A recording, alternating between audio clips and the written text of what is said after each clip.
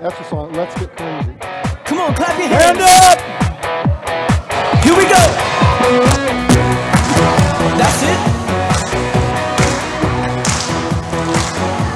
Yeah, we're all in this together and we're having fun. We're here to spread the love of God to everyone. Gonna get a little crazy, yeah, a little wild. Here we go now, come give it a try. Move it to the left now. Move it to the right. Find someone you don't know and give them a high five. Stomp your feet louder. Yeah, you guys are doing awesome. Wave your hands up high. Come on. Find somebody else now. Give them a high five.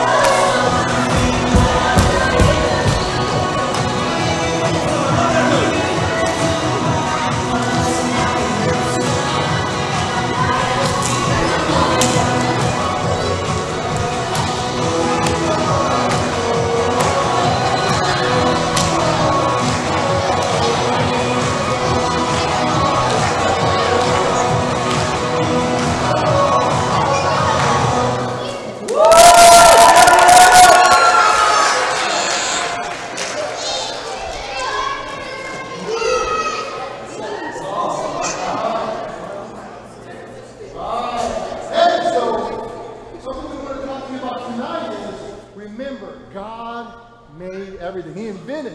God was the inventor. You look around and see the Grand Canyon. And he created it. He invented it all. And that's what's really cool. And last night we kind of talked about something. We did talk about that. So, Mr. Tim, tell me, what's one of your favorite inventions from God? Oh, it's gotta be indoor plumbing. Indoor plumbing? Indoor plumbing. Hey, let me tell you. And I could, my parents aren't here, but when they were young, which was a long time ago, when they had to go to the bathroom, they would have to leave their house and go outside to something called an outhouse or porta potty, and it smelled. So I am thankful for indoor plumbing because I didn't have to do that when I was born. How about you? What's one of yours? One of mine? Yeah. Well, I like my tool belt. Tool belt? Yeah. Tool belts can be handy? Yeah, look. I got one. Yeah. Look here. This is my tool belt. And it's got all kinds. That's a tool belt? Yeah, look, it's got all kinds of things in it. Look right here, look. Okay. Look, I got all these compartments. Look up here, look. Okay. I got a bottle with something in it. I don't know, maybe motor oil for a car. This tool belt's got all kinds of things. Oh, look, I got a keychain. Well, I got these fuzzy things right here, and in my tool belt. And that's the official name, fuzzy things? Fuzzy things, yeah. There's so many cool. So if I went to the dictionary and saw fuzzy things, I'd see a picture of that. Look, I got a rock. A rock? rock. That's true. Oh look, I got some Band-Aids. No, yeah, that I'll give you. I got a pencil sharpener in here. Oh wait. Oh. This is important. I got a golf tee. Golf tee. All my favorite tools, I think, are in here. Oh, Mr. Tim. Oh, I got some tape. Tape. And you know, You find that in a toolbox. And you know what else I got? Yep. I got this thing. It's a little massage thing. Yeah. What do you think, Mr. Tim? It sounds great. It sounds great. You like it? We got one problem here, Mike. What? A tool belt normally actually, I know this is going to sound crazy, but it actually has tools in it. I don't think that's a tool belt. I really don't. Is that a tool belt? No. What is it?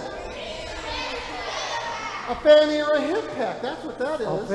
That's not a tool belt. Oh, well then, Mr. Tim, my favorite invention is my fanny hip pack. That's right here. Yeah, that's what it is. There's nothing wrong with that. I love it. But indoor plumbing, don't you have another one that's your favorite? I do have another one, and some people might be surprised, but one of my favorite inventions is bacon. Bacon? Bacon. Oh, wait a second. Bacon. Mr. Tim. Whoa, yeah? Listen, I may not have known this was a fanny hip pack, but I know bacon's not an invention. Whoa. Somebody had to create it. It can be both. Hey, how many say it can be food and invention? Raise your hand. Yeah, see? It can be both. It's both. It's incredible. It's multitasking bacon. It goes with everything. I guess the important thing is that no matter what it is, God made it, right? God made it. Just like God made you. Yeah, that's right. So last night we saw your invention. Yeah. And you created something with it. And what do you have in your hand there? These were my blueprints from last night. Remember? Blueprints. What are they? Yeah, well, they're blueprints. Of course they're blue. I colored them blue? You're right, I did color them blue. Yes, I did. That's because God made us all creative. And so Mr. Tim and I, we colored them blue. Mr. Tim, remember we said about blueprints and God? What did you remind us last night? Here's our blueprint. Remember, the Bible reminds us how to live like Jesus. Okay, it reminds us the things, we can look at it, we can read it, and it tells us kind of what Jesus, how he lived and how he treated people, and it reminds us how we need to treat others. So this is our blueprint on how we need to live. It just kind of reminds us, you know, and it's another gift from God, you know, just another thing he created and gave us to help us to be more like Jesus. That's right, that's incredible. And that reminds me of one of the things that when we look in that blueprint that God gave us, that we read and that God tells us. He tells us this right here, and you'll be learning about this in your sessions tonight, in your classes.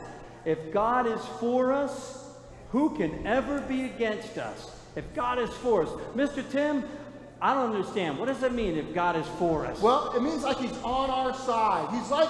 He's like rooting for us. You know, you see people on the sidelines cheering people on to do, like if you ever been to a race, and you see people running down the race, and you see people on the sidelines, go, you can do it, you can do it, you can make it. That's exactly what God does. He says, you can do this, I'm there for you, I'll help you, you can do it.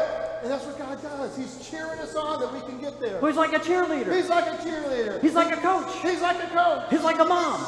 He can be. He's like a dad. Sometimes. Wow, all right. He's with us. He's cheering us on. He's for us. So, Mr. Tim, that tells us what about our point, our Bible point? Our Bible point for tonight is God is for us. So when we say God is for us, we're going to say, all right, here we go. We're going to try. God is for us. A little bit louder. God is for us. So remember, anytime we bring somebody up or we hear a video, we're going to yell, wow, God. Every time we hear God is for us. See, I snuck that one in there. You guys weren't ready. All right, so every time you hear that phrase, that's our phrase tonight. Right. Or if somebody says, God made you, that's another one, all right? So just be careful what we're doing. Just pay attention. We're going to try to help you with that. Beautiful. All right, so that takes us, we have another friend with us tonight, right, on our video. Yes, we do. Tina, right? Tina Termite. She's going to talk to us about our Bible point up here, which is what, Mr. Tim? God is for us. So she's going to talk about that right now. Let's watch. Welcome back to another day of making friends, making memories, and probably making a mess at Maker Fun Factory. The best part is that you're discovering that God created you and built you for a purpose. I'm Tina Termite. I may be little, but you won't believe the big stuff me and my friends can make. Termites sometimes get a bad rap because God made us to eat stuff like wood. Yup, stuff you build your house from. But out in the wild, check out some of the stuff we can make. These termite mounds are strong. They can last up to 100 years. They're also the perfect place for us to live.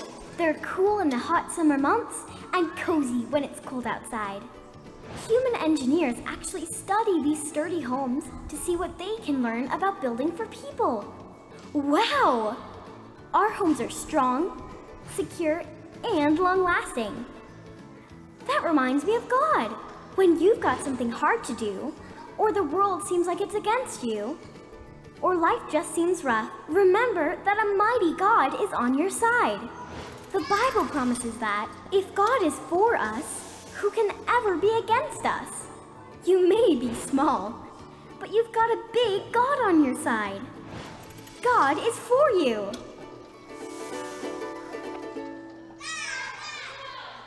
Wait a second. Let's hear it.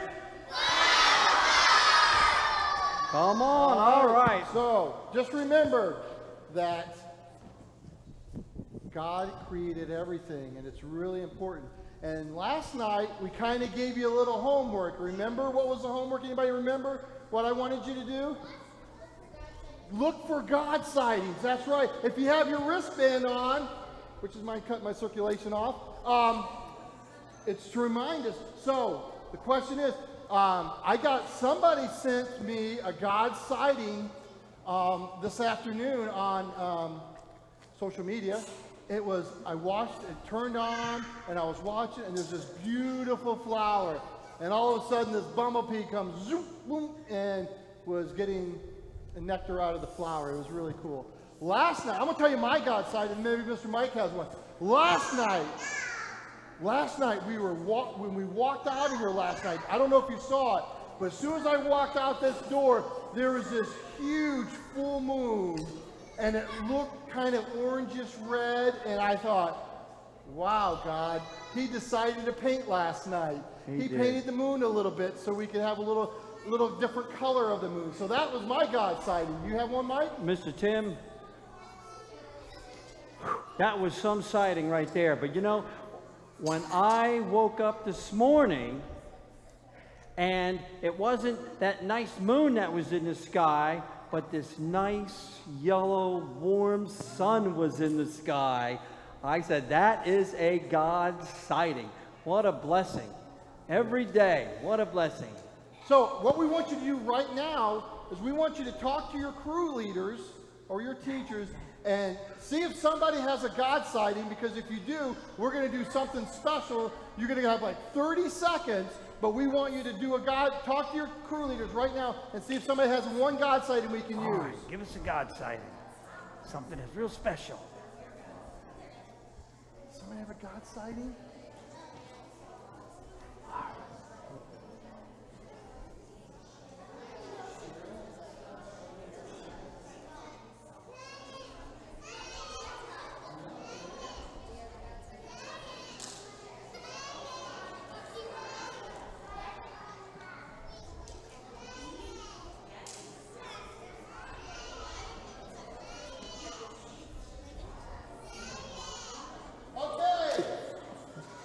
Crew leaders, do you have a sighting? Can you raise your hand if you have a sighting that we could share?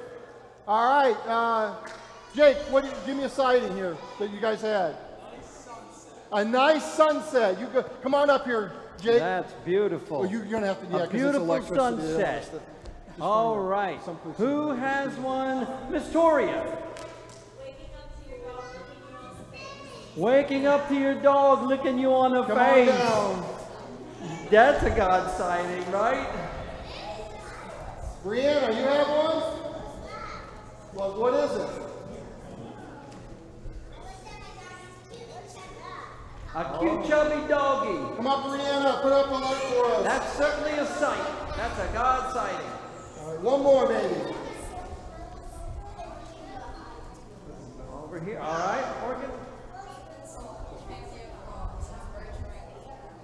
A whole family of frogs and a bird trying to be friendly to them. Yeah. Oh, the bird was trying to eat the frogs. Well, that's the circle of life according to Disney. So we'll go with that. That's beautiful. Come on over here. The circle of life is a beautiful God sighting. That's right. I think that's a song in a movie somewhere. I'm not That's sure. a song for another day. All right. So every night we're going to talk about God sightings. So if you didn't get, we'll try to get as many as we can. But remember, look for God sightings. Tonight when you go home or during DBX, look for God sightings, okay? All right, Mr. Tim, I think it's time to sing. Let's sing. Everybody, let's stand up here. Let's sing a song here. This one you should know because we sang it last night, I believe. If you love Jesus, clap your hands.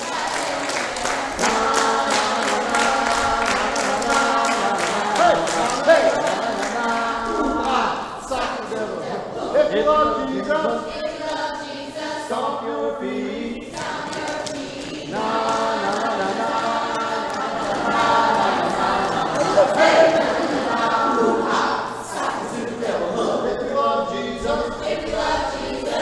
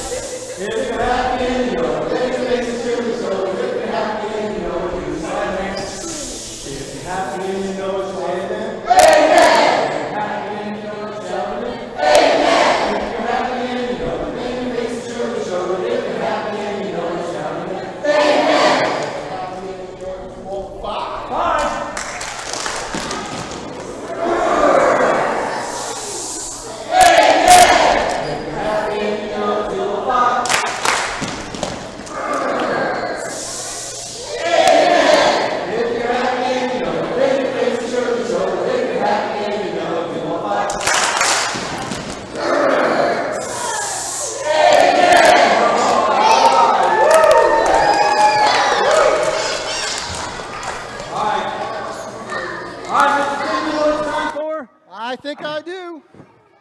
I think it's time for, do we have 2 guests coming again? We got our 2 guests. They're coming back. All right. Brandon and Ian!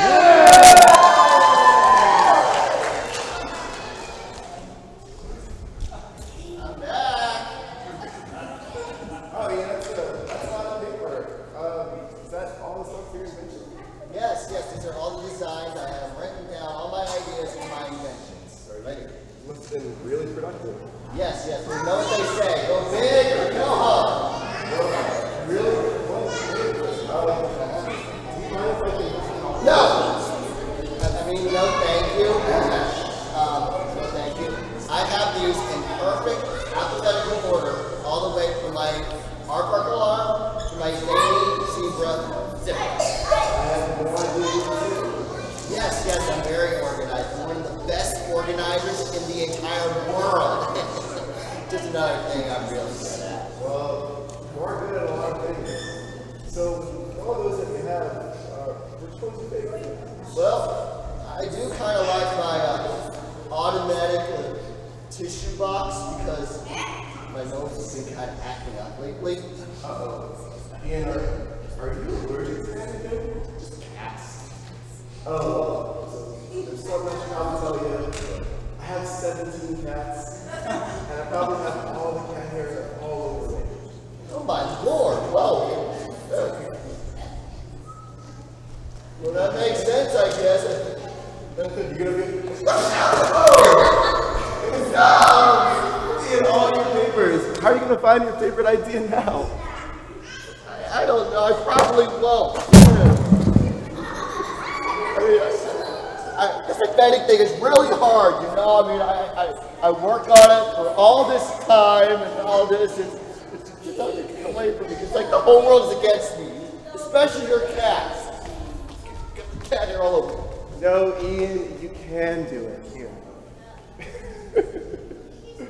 You know what? I think you need to listen to our Bible point today. Okay. Today we're learning about how God is for you.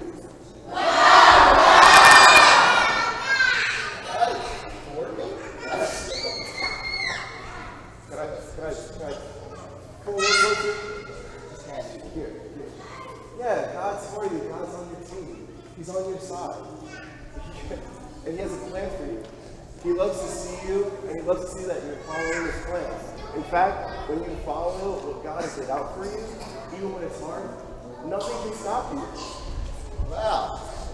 God must be pretty powerful then. Yeah, you know, He really is. How about this? Tomorrow, I'll get off all the cat hair off me, and then we can go through all these papers and see if we can find an invention that we can make, and we can all help you out. Sounds like a plan. I take your hand, but I just want to.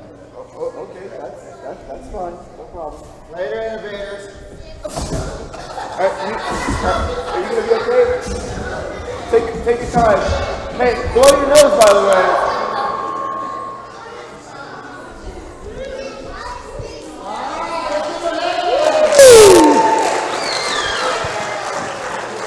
Wow. So one thing we just found out is God is for us. So in just a few minutes we're going to go to class, and we're going to go to the snacks, and snacks, and cinema, and I forgot, we got games. That's right. Games. Gabe, are you guys playing games tonight? No, they don't play games, so we can actually, all right, so we got one song. One song. And then, we're going to go to our class song. Everybody, get your light out. Adults, get your lights out. Get your lights out. This little light of mine, I'm gonna let it shine. This little light of mine, I'm gonna let it shine. This little light of mine, I'm gonna let it shine. Let it shine all the time, let it shine, oh yes, all around the neighborhood. I'm gonna let it shine all around the neighborhood. I'm gonna let it shine all around the neighborhood. I'm gonna let it shine, let it shine all the time, let it shine, oh yes. I live under a bushel, I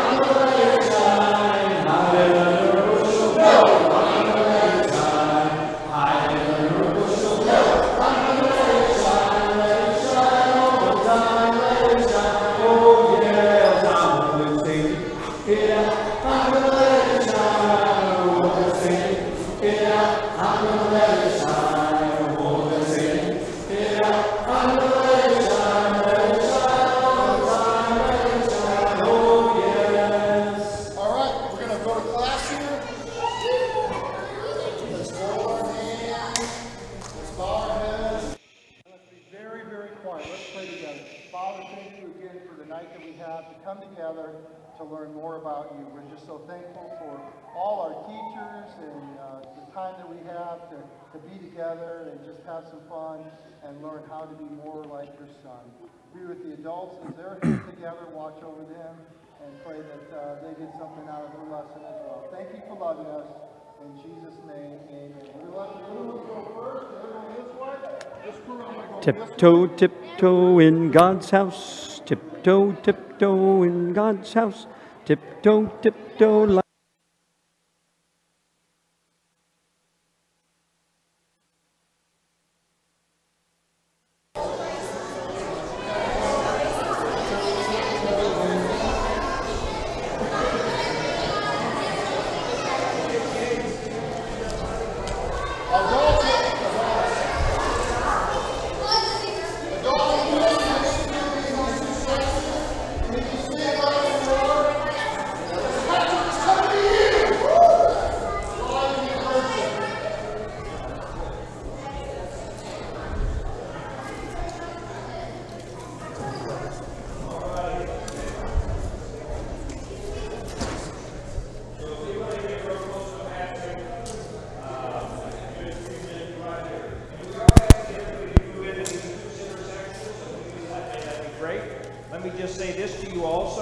Several of you have asked about CDs. No.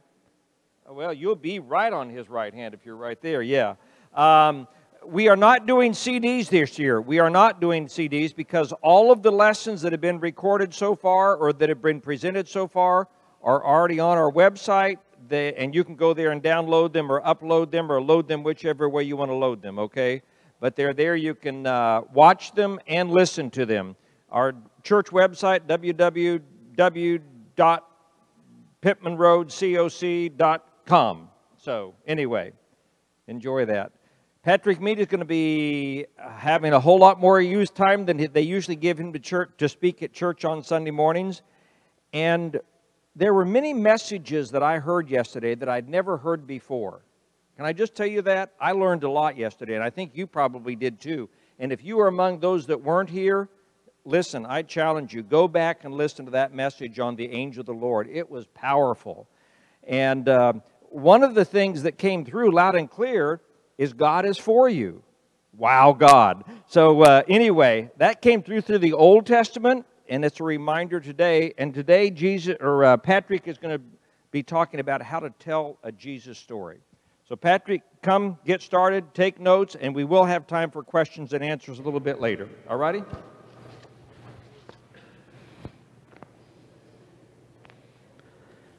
Well, I've never actually had to tell people to move back before, so this is exciting. Well, except for the few times they rushed the stage with malicious intent.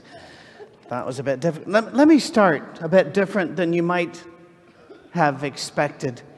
I'd like to start by reading a quotation from one of the most famous atheists of our day, a man who hates the concept of God, who believes that religion is a mental illness, and who really believes that you should be treated and silenced. His name is Richard Dawkins. He says this in his book, The God Delusion. The God of the Old Testament is arguably the most unpleasant character in all fiction, jealous and proud of it, a petty, unjust, unforgiving control freak, a vindictive, bloodthirsty ethnic cleanser, a misogynistic, homophobic, racist, infanticidal, genocidal, filicidal, pestilential, megalomaniacal, sadomasochistic, capriciously malevolent bully. Yeah. Well, we know where he stands. And that's kind of important in any discussion. He's not all that keen on the New Testament either, although he does confuse the two. And when you read Richard Dawkins' books attacking religion, you begin to notice some things. He's not real clear on what the Old Testament is and what the New Testament is. He misquotes. He applies them to the wrong books. He gets things out of order. In other words, while you might think a scientist would be more precise and careful, he claims to know an awful lot about our God, but he gets our book wrong. That should give us a signal. But does he have a point? What is God really like? Yesterday, if you were here, you know what we kept bringing up in Scripture from Hebrews 1, Colossians 1, and elsewhere, that God is like Jesus because Jesus is the express image of God. Jesus is what God looks like, sounds like, acts like, thinks like, and feels like. But most people don't know that. And so when they read the Old Testament, they see some of the bad bits in the Old Testament. You might be surprised at this. I meet frequently with Muslims, talking to them about their faith and my faith, and a group of them's coming to our church on the 23rd to observe a Christian worship and see what we really do in there. And by the way, they're as afraid of us as we are of them, because, and that may surprise some of you as well. But where Christians will often say, well, you know, the Quran has so many things that says kill the non-believers. You might be surprised that Muslims sit around and say, you know, the Bible has so many things where they go in and kill a whole town. Yeah. How do you read that? How do you deal with that? Several theologians call the Old Testament a collection of arguments about God. Why? Because it kind of is. Let me just, a few examples. Ezra tells the Israelites that if you're married to a foreigner, even if you have kids, you have to send her and them out, away, go away. You cannot be married to that woman anymore, and those kids have to go away. Can you imagine how sad that scene would have been? But if you read Amos and Malachi, they would disagree with Ezra. They told you to stay where you were and that God hated divorce. Deuteronomy 7 says that you cannot show women and children mercy if they aren't your race. It says you may never intermarry with them. But Numbers 31 says if you killed a guy in battle and his wife is a foreigner, you have to offer her a place in your household. Not as a slave, but as a wife. And you might be thinking, who would want to understand something? When you have no city-states, no nations, no laws, when your husband's dead, you're exposed. You've got nobody to take care of you. And God went further. He said, you can marry them, but only if they want you to. It's the only old ancient law, anything like this. Because used to be, you'd go in and kill the guys and grab the women. And God here is saying, no. You give them a time to mourn. You care and protect them during the time to mourn. And at the end of their mourning time, if they choose to marry you, you take them in and you must treat them as equal to your Jewish wives. But that doesn't sound like Deuteronomy 7. Well, then Deuteronomy 20 says that you have to kill everything that draws breath in a particular city. Well, how do you deal with that? Two things. By the way, Richard Dawkins doesn't know. And that's all right. You don't have to know everything. You know, I've talked to people and they'll find out I'm a neuroscientist and they'll come up to me and say, my elbow hurts. I'm saying that's not I don't do elbows. That's outside the brain bucket. You don't have to know everything, right? One thing is war talk is not meant to be taken literally. Now, we're adults in here. We've dismissed the wee ones. And I didn't go to preacher school, so I don't know what you're not allowed to say. So I'll temper this a bit. If we tell somebody we're going to put our foot in their posterior, shall we say, we don't mean that literally. That would be uncomfortable and perhaps physically impossible. But it's war talk. If we drop a bomb that we call Moab, the mother of all bombs, do we truly believe that Mr. Bomb loved Mrs. Bomb and they made little bombs? No, we don't believe that. War talk is always hyperbole. It's always over the top. They used war talk in the Old Testament. In fact, in almost every instance, when the scripture says, wipe out every living creature in that town, if you keep reading the Old Testament, you find that town still there. And the people are still there. So who did they attack? Interesting. Have you ever wanted to live in a castle? No, you don't. Trust me. I've been around a lot of castles. They are drafty, uncomfortable, horrid places. Yet, they're the only safe place to be when the hordes come against you. whenever, like Jericho, let's go against Jericho. Jericho would not have been a city as we think of a city. It would have been a military outpost.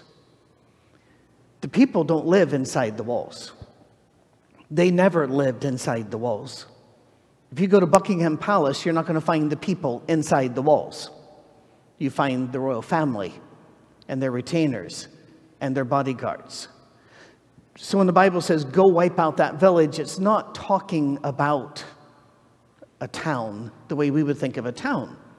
It's talking about a military place. But again, Richard didn't know that. The book of Jonah, by the way, says God loves that city and he loves those people. Remember, that was the whole thing about Nineveh? And Jonah's really mad because God's going to forgive the Ninevites and save them. And I love that line in there. He goes, I know what you're like, and I knew you were going to do this. It's kind of like, you're just so forgiving. Really, that's not an insult, Jonah. You might want to rethink this. So Deuteronomy 20 and Jonah seem to be at odds. And then David. Can I confess something to you? The book of Psalms, I have a good friend who's a scholar in the Psalms. Bobby Valentine is. He knows more about the Psalms than anybody else I know. I have other people that have invited me, David Fleer and others, to come and speak when they're doing a conference on the Psalms, and I would always turn them down. The Psalms are very important. They were Jesus' songbook. This is what they sang for hundreds of years. And this is the Bible Jesus read, as Philip Yancey would have put it. But I always had trouble with the Psalms because they seem so schizophrenic. Do you know what I mean? One's going, God, you're great and you're wonderful and you're full of bounty. And the next one, God, where are you? We've been yelling at you and nothing's happening. And over here, God, help us to spread love and kindness. The next one, kill the kids. Now that I'm older, I have days that I feel like every one of those Psalms. And I understand the point of it. David was just singing about what our life is like down here. It's difficult. It's confusing. And some days we're on top of the world. Does it ever annoy you if ever you're really hurting and down that somebody pats you on the back and goes, God is good all the time, God is good. We know that, but we don't want to hear it at that point, right? It's kind of like if you're in the hospital all hooked up and you got tubes down your throat, someone pats you and says, need to count your blessings. Really? Not at this time. Out of the Psalms, 150, over 60 are lament psalms, complaints and sadness. And yet God put them right in the Bible.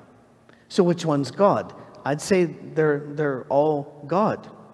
But no wonder that by the time Jesus got here, people were very divided on what God was like. You had the Pharisees. They were convinced he was a merciless lawgiver. He was a judge who just couldn't wait to catch you doing something wrong. The scribes believed he made contracts with us and we could stay out of trouble by obeying certain laws and have like a behavioral contract with him. The Sadducees believed he was way distant, not really engaged with the planet and expecting us to make our own way through the world. The way to remember Sadducees is they did not believe in angels, miracles. They didn't believe that God was active on the planet, and that's why they were Sadducees. They were, in effect, deist. They were, in effect, cultural Jews instead of religious Jews. In other words, we're Jews because we're Jews, but they didn't worship the way that the others did. And then you had the Essenes. The Essenes were all the way the other way. They believed that God would show up, but only once we deserved it. Therefore, we need to go off into the desert and be absolutely 100% pure in all of our ways. How do you think that worked out? Not terribly well. Because one of their tenets was, well, sex has to be bad, so no sex. Even married people, no sex. That's why we don't have Essenes. You don't get little Essenes. It's kind of like the Shakers in America. They also believed that sex was a sin, therefore they separated husbands and wives, and they didn't last long. And I'm thinking, you didn't see this coming. We need to do some basic biology. But all of these people, all four groups, and there were other groups as well, believed that they knew who God was, and it was a different picture. And so once again, we have to keep driving this home. Hebrews chapter 1, the first 4 verses. I love Hebrews so much. There's so much there that's rich. Hebrews chapter 1, first 4 verses. For in the past, God spoke to our ancestors through the prophets at many times in various ways. But in these last days, he has spoken to us by his Son, whom he appointed heir of all things, and through whom he made the universe. The Son is the radiance of God's glory and the exact representation of his being, sustaining all things by his powerful word, by his own self, his person. After he had provided purification for sins, he sat down at the right hand of the majesty in heaven. So he became as much superior to the angels as the name he has inherited is superior to theirs. And then he goes on to quote Hebrew scriptures where God the Father is turning toward God the Son saying, "You are my God." The respect toward each other is just through the roof. So yes, the Old Testament is an argument about God, but Jesus settles the argument. We know who God is because we have met Jesus. We talked about yesterday, and I want to remind you again because I want you to remember it, the transfiguration. Because all we've done so far tonight is set up the transfiguration. Matthew 17, Luke 9, and Mark 9, also referred to in 2 Peter chapter 1. Jesus goes out, takes his buddies, and again, don't be bored because this is important. This is a hinge point of history. We've really got to get it. Moses and Elijah, meaning the law and the prophets, are all up there. They're very excited to see this. The apostles want to build an altar or set up a worship tent for each of them. And God interrupts the party and says, "No, this is my son. You listen to him." Now, does that mean the Old Testament's useless? No. It's hugely important. It's our story. It's how we got here. We need our story.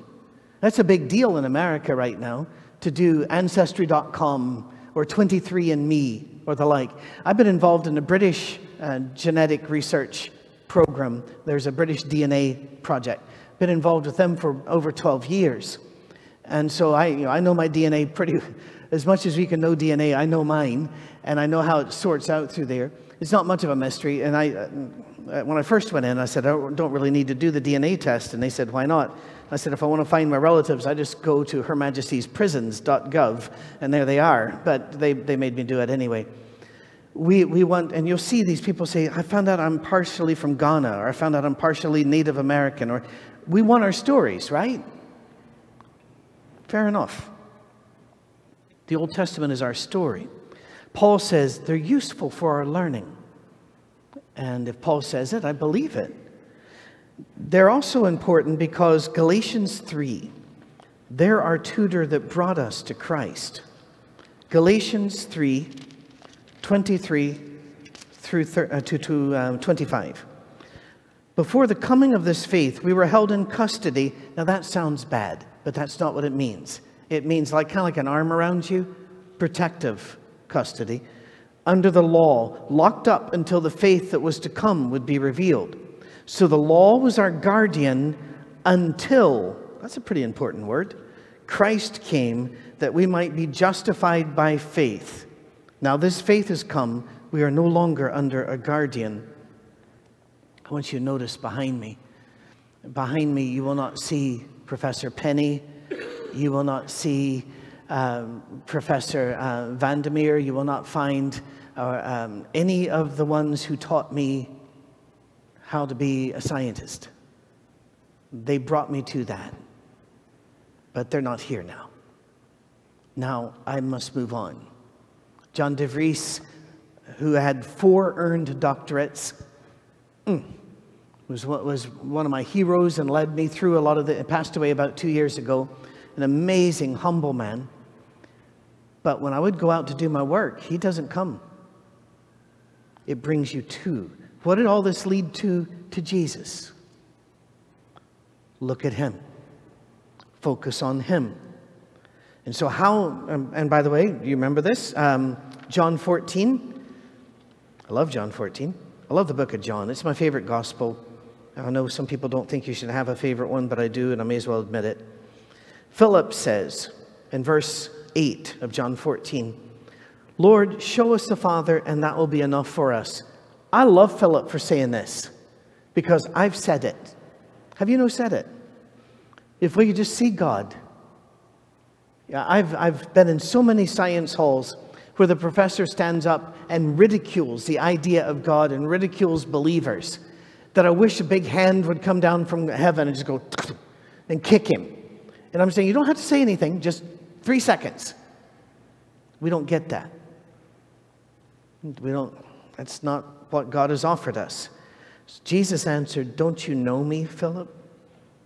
Even after I've been among you for such a long time. Anyone who has seen me has seen the Father. Did you realize until yesterday how many times the scripture says Jesus is the representation of God? Jesus is what God looks like. Don't make a separate where God is mean, angry thing and Jesus is on our side and hopes the best for us. No, they all do. Going on, don't you believe that I am in the Father is in me? The words I say to you, I do not speak of my own authority. Rather, it's the Father living in me who is doing his work. I got an email from some elders of a church that were asking me to help with their preacher. Evidently, their preacher has gotten on this kick now that he doesn't have to study for sermons because the scripture says that the Spirit will just give you what you need to say. And they're saying, we don't think it's the Spirit because it's not all that good. And my response to them was basically, the God who made him, you need to explain, also made him with a brain so he could read and study and show himself approved unto God, like Paul says in the book of Timothy. I've had to have this conversation with others. I have 2 friends who believe that God wants you to have all the babies he gives you. And so they have a lot of babies and a very tired looking wife. And I'll look at them and I'll say, guys, you can believe what you want to believe, but if you're asking me to back you up, I got to tell you something. 2 things. One, that's a woman, not a clown car. There's a limit to how many people can come out of this. 2, God also gave you a brain to think and plan and make decisions. God gave us Jesus and says, think about him, look at him. And how does the Jesus story start? I love how the Jesus story starts. It blows away the Pharisees, the Sadducees, the scribes, and the Essenes. Because when he shows up, it starts with peace on earth. Now think of that. Jesus didn't come to the planet because we were so cute he just couldn't keep away. Remember Rome? It was awful down here. And people today that say, oh, the world's never been as bad as it is today. I read a book. The world, I know it's hard to believe because we have 24/7 news that is designed to terrify you. The fact is, there are fewer wars going on right now on the planet than at any time in recorded history. We know because we have the Encyclopedia of Wars, which is now in its fourth volume, that goes all the way back to 3,500 years BC. Every war and every conflict is in there. We have fewer now. But we know about them. That's the thing. Remember, the only reason they're there is to scare you so that you keep watching and see the commercials. That's it. That's why they'll come on and say, is something in your kitchen killing, might it kill you? News at 11. Really? What if I wanted to go in there between now and 11? What if I got a sandwich? And then they'll tell you something about, don't rub raw chicken on your counters. Really? Let's not tell people. Let's just thin the herd. If you don't know that by now, maybe you just shouldn't pass your genes on. But Jesus is much nicer than me. And so when he shows up and sees the planet, the first thing he tells him is, it's going to be okay. I don't hate you. I've not come to hurt. Peace on earth. Have you ever thought of the weight of that? And then John 3 16, for God so loved the world that he gave his only begotten Son. I've had many people say, couldn't God have saved us another way? Sure he could have. Then why? This seems so barbaric, and Richard Dawkins goes against this. The new atheists do. Daniel Dennett, Sam Harris, and Richard Dawkins, and now the late Chris Hitchens were known as the new atheist. And by the way, they don't like to be called atheists. They like to call themselves brights, because they're bright, which means you're not. Well, it's nice to know where we stand. Anyway, they'll say this brutal, that God had to torture his own son, infanticide. How else do you show love to that degree? I mean, don't we have a couple of days in the American calendar where you stop to thank soldiers and sailors and Marines and Coast Guard and the like, and then others that gave the ultimate sacrifice, Memorial Day? You do. Why? Because they put themselves in a line.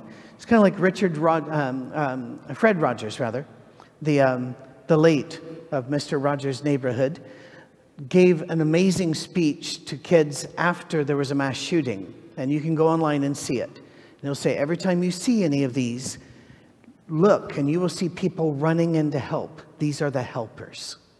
And he talks to them about, be a helper. It's a beautiful speech. We admire those that run into buildings everybody else is running out of.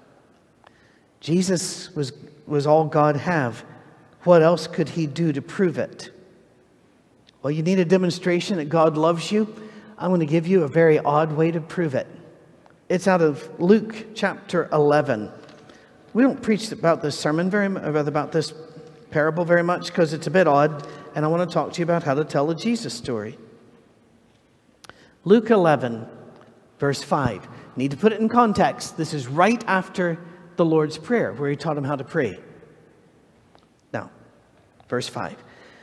Jesus said to them, suppose you have a friend, and you go to him at midnight and say, friend, lend me 3 loaves of bread.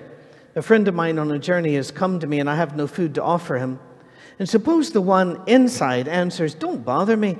The door's already locked, and my children and I are in bed.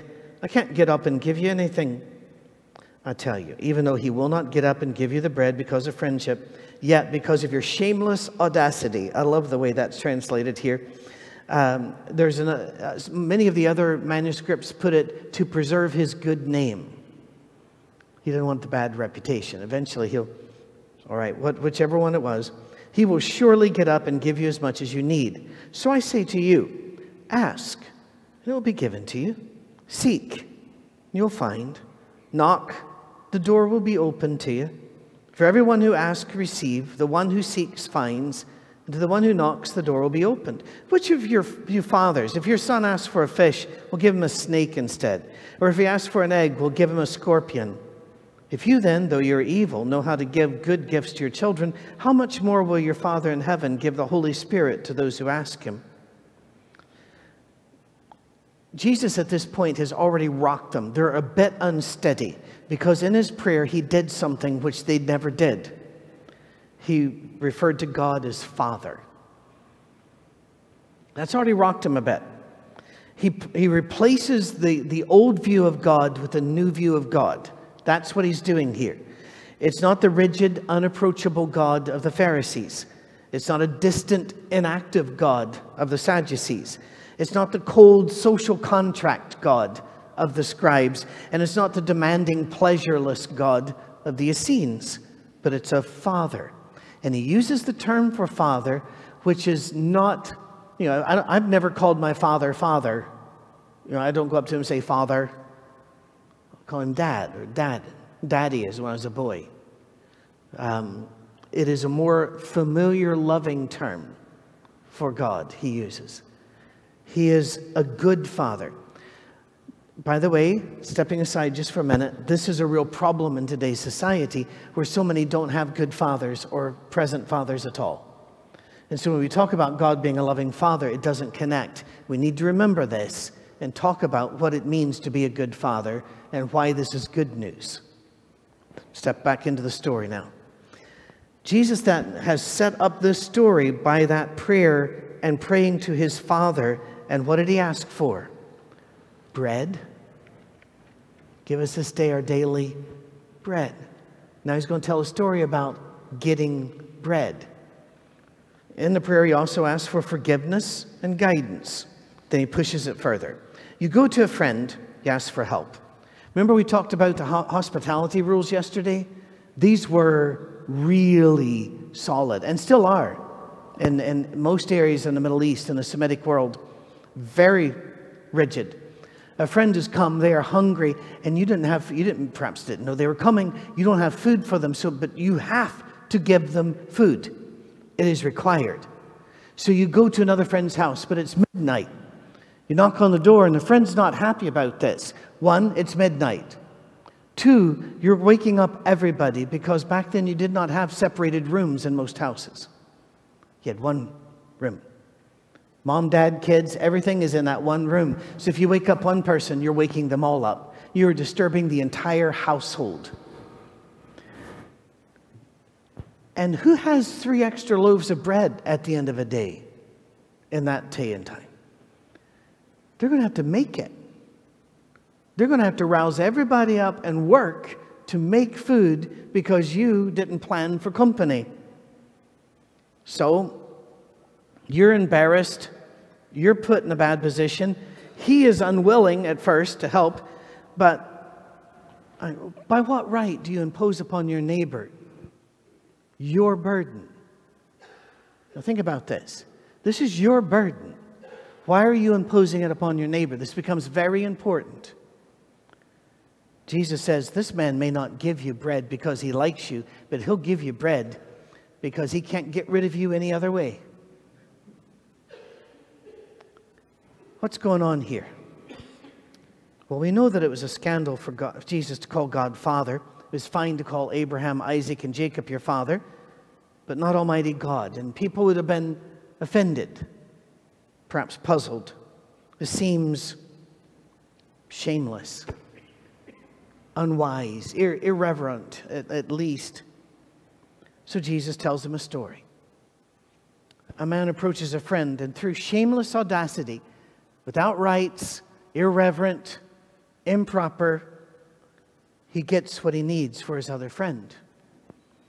And then he tells him, do that to God. Don't worry. God is approachable.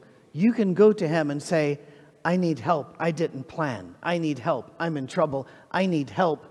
This person needs help. Help me. When you have no right to do so, do it anyway, Jesus says. Go to him anyway and keep going. We mentioned Daniel chapter 10 yesterday. How many days was Daniel praying before the angel showed up? Do you remember? 21. And the angel said he'd been trying to get there from the moment Daniel started praying. You don't stop praying.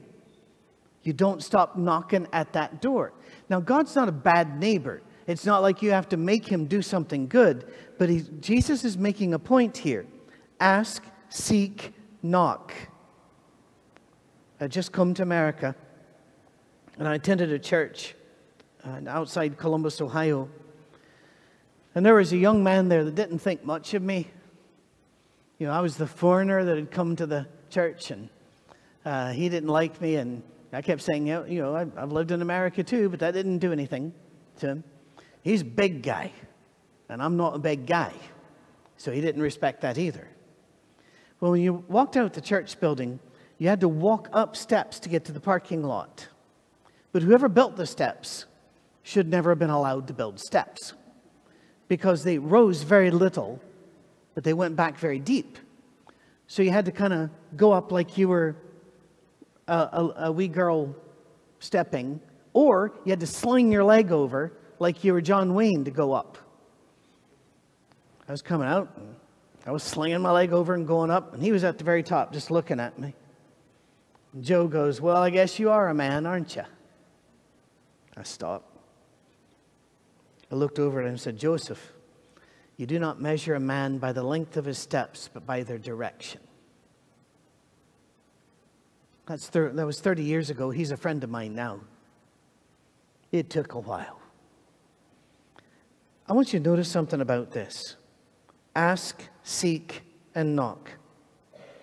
God's not saying, or Jesus isn't saying that God will give you stuff if you annoy him. That's not it. He's also not saying God's some cosmic vending machine. That bothers me, frankly, when I hear some preachers say, you know, God will answer all your prayers and all you have to do is, you know, pray. And I had people when I had been injured and I was in pain for several years come to me and say that if I had more faith, I wouldn't have pain. How helpful is that? That's not too helpful, I would say. In fact, Jesus even said, who by taking thought can add a cubit to his stature? You know, there are limits to this. It's much deeper than this. This story is a reworking of our concept of God, moving him from that distant to neighbor. And remember what Jesus says about neighbors. You love them like you love yourself. You're one with your neighbors. God is here, our friend, our Father, and our community. He's where we go when we have been caught out and aren't ready. The story of the Good Samaritan is a particular important story for today. If you would like to read, it's a short book, but it will challenge you. Josh Graves, who came here about 5-6 years ago. Josh Graves is my son-in-law, and he wrote a book entitled, How Not to Kill a Muslim. Now, Josh's brother-in-law, I guess, I don't know how you work that. My son, he's my son-in-law, relative somehow. My son's a Marine, but Josh's first cousin is a U.S. Army Ranger. So is he saying you can't go to war? Not so much, no. What he's doing is he's talking about the way we treat people we meet on our streets and the Good Samaritan. Samaritans were considered the most evil of all people to the Jews. Worse than the Romans. Worse than the Greeks. Because they had come close to God and yet betrayed him, according to the Jews. And yet Jesus painted them as good and to be loved and capable of doing good. And that, I think it's a story that our world needs today. We need to learn to love Republicans and Democrats and people who don't know what they are. We need to learn to love all kinds of colors and flavors of individuals. And it's hard for us because we've been wired to not. But God says, no, they're neighbors now. And so am I, God says. I'm your neighbor. I will help you. But you might have to knock for a while. Remember that right before this, Luke chapter 10, verse 5, context is important. A little phrase you might want to remember. A text without a context is a pretext. You need context. Where did it happen? A text without a context is a pretext. Now, chapter 10, verse 5. When you enter a house, first say, peace to this house. Sending out his emissaries all over to tell that he was here, he said the first thing you tell people is peace. I want to ask you something. How many churches is that their first message? Peace. It's all right. It's okay. Peace. The 70 were sent out to start the story the same way God started his story. Bless people. Tell them it's going to be okay. And when we go to God with our petitions for our neighbors, he will rouse all of his heaven to show them love and hospitality. Notice that the man wasn't saying, give me bread for me. It was, I want to help others. This is where we often go wrong. We take prayer as a shopping list for our own needs. When prayer is more to do, one, to mold our will to the will of God, and two, to pray for others.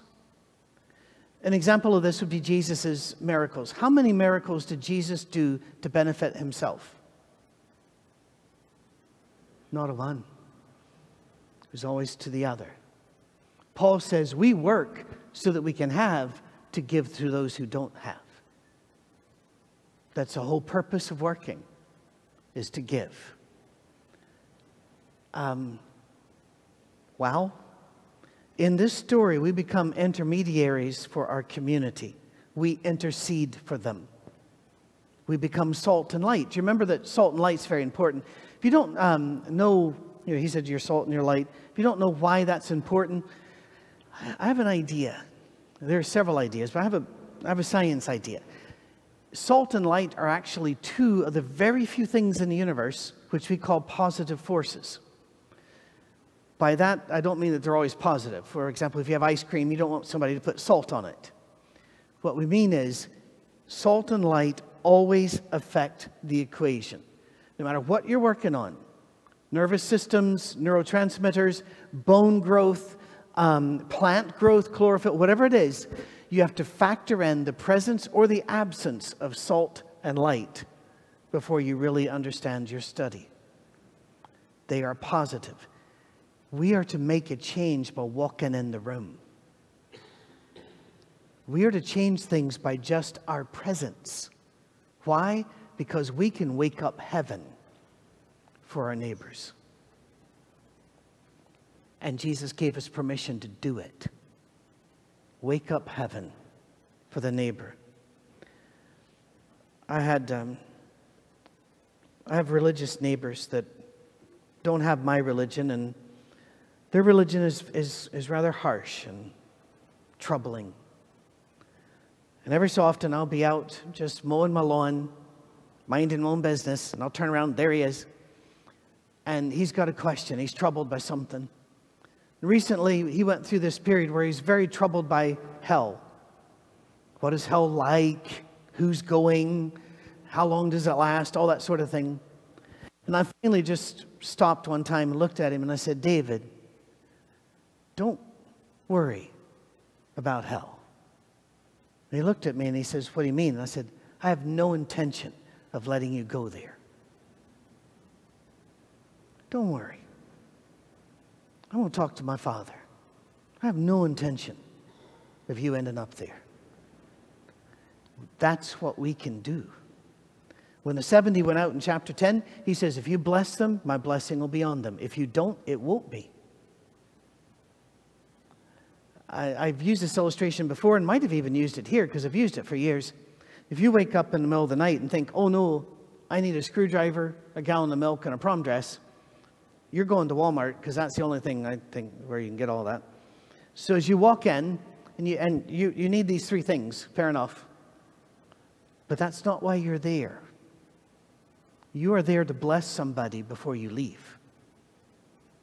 If you bless them, they will be blessed. If you don't, they will not be. My father's a hard man.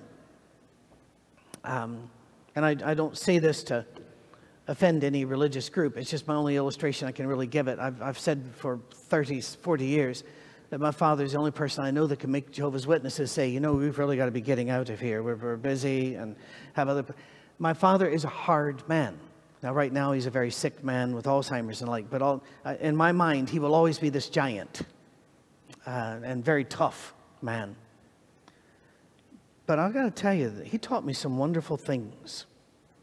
If my father were to go to Target or Walmart or Wawa, which seems an odd name for a shop, not really sure what committee that was done in, but we need to reform that committee. They're as bad as the people that named the city of Ur.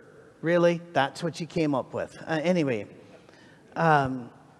if he were to go to any of these, and there were several lines, he would stop and look to see which checkout person looked the most harried or in pain or having difficulty. And you get in that line even if it's the longest. Because I want to bless that person. I want to thank that person.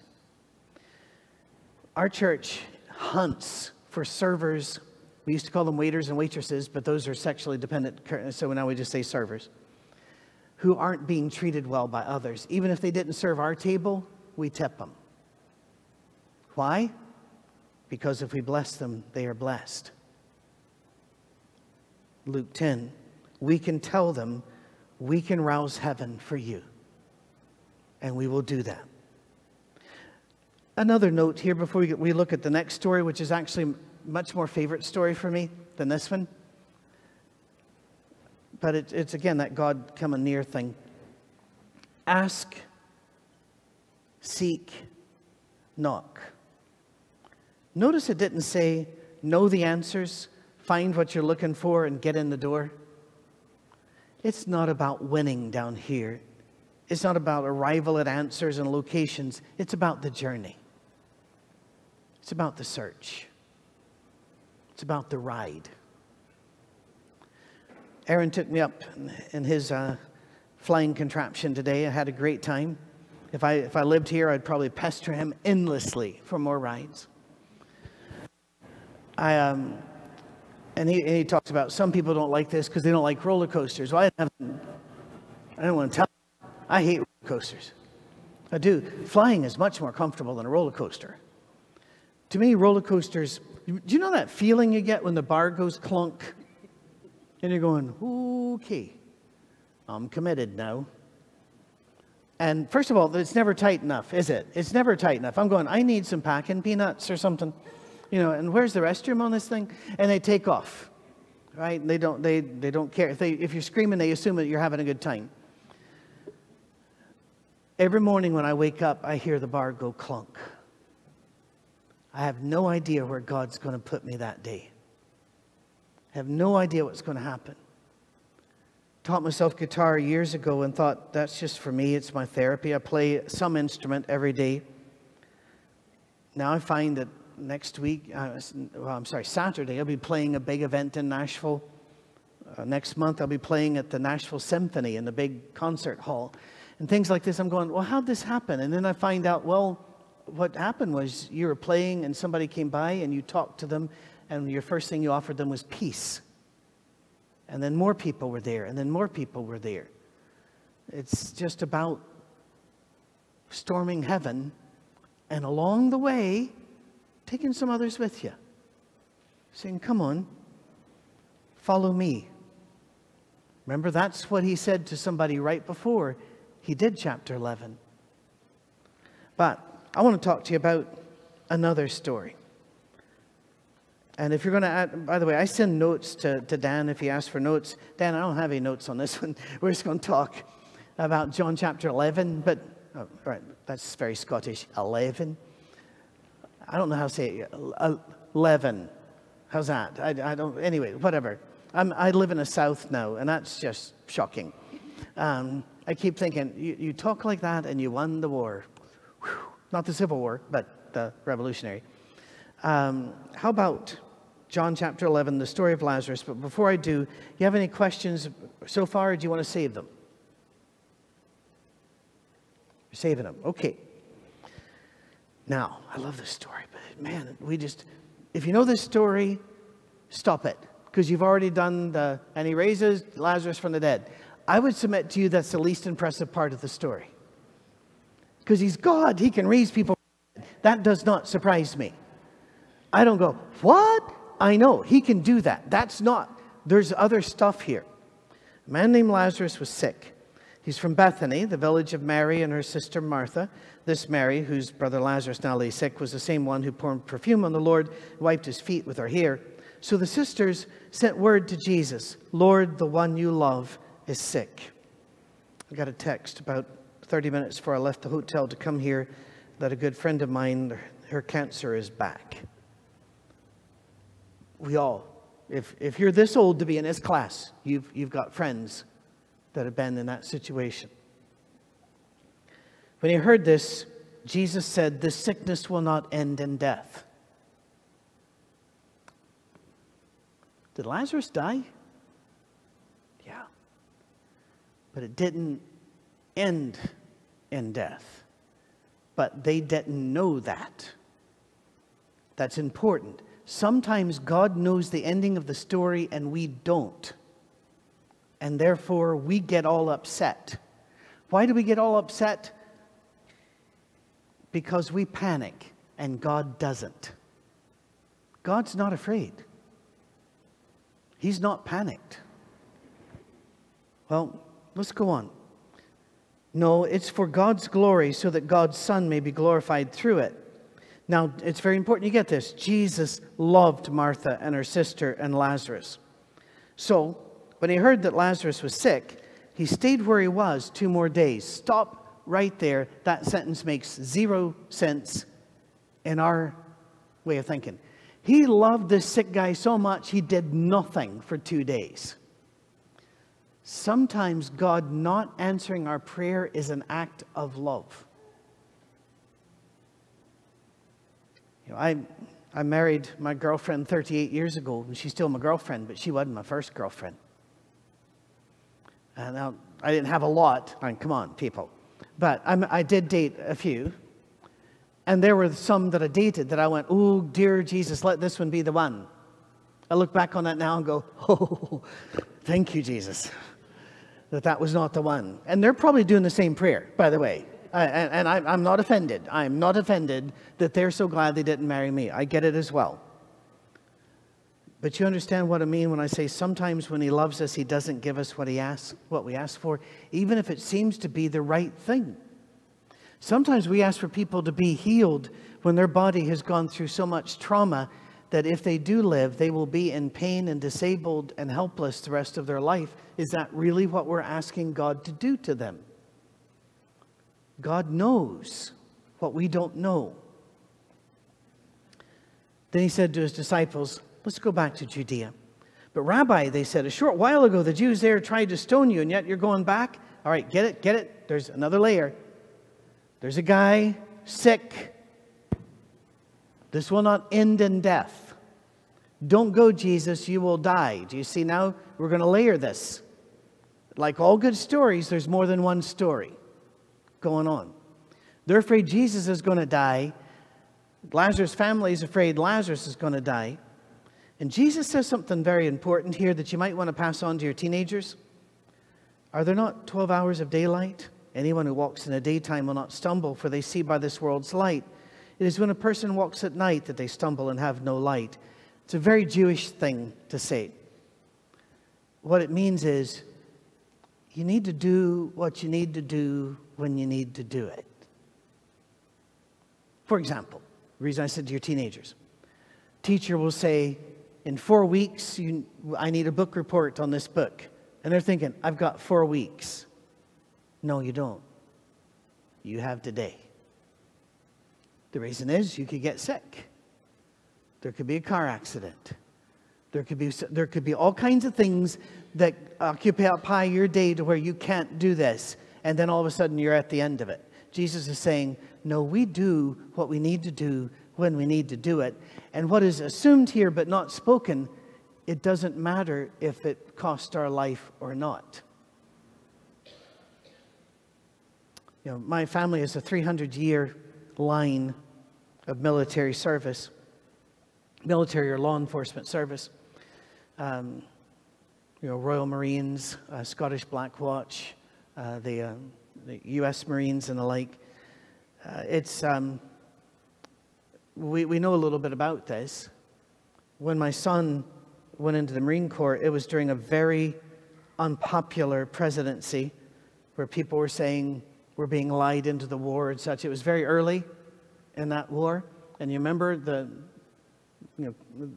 Code Pink and all the other were out there. And so when my son signed up, his friends evidently came after him saying, are you insane, doing this for oil, doing this for that president, doing this for... And he wrote them a letter which we did not find until he had been shipped off.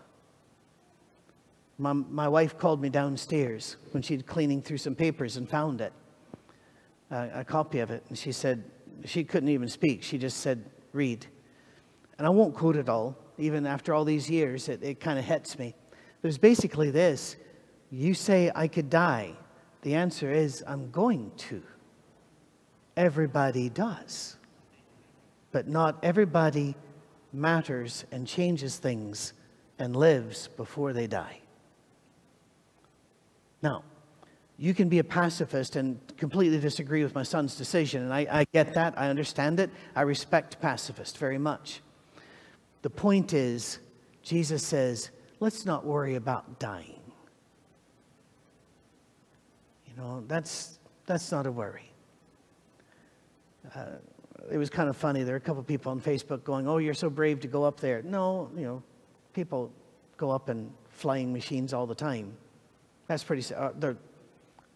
The most dangerous bit was the drive there, and that's no knock on you, Dan. That's because you understand that any flight, the most dangerous is the drive to the airport. But people are going, "Oh, I'm so afraid. I'm so afraid." Have you ever sat beside somebody on an airplane that's terrified of flying? I have come out with my shoulder wet from tears and slobber. And you're going, "Get off me, dude." No, it's just, my wife came out once and she showed me marks on her arms. A lady just grabbed on the whole time. I've not had that. I'm not sure I could be Christian all the way through the flight. I'd try.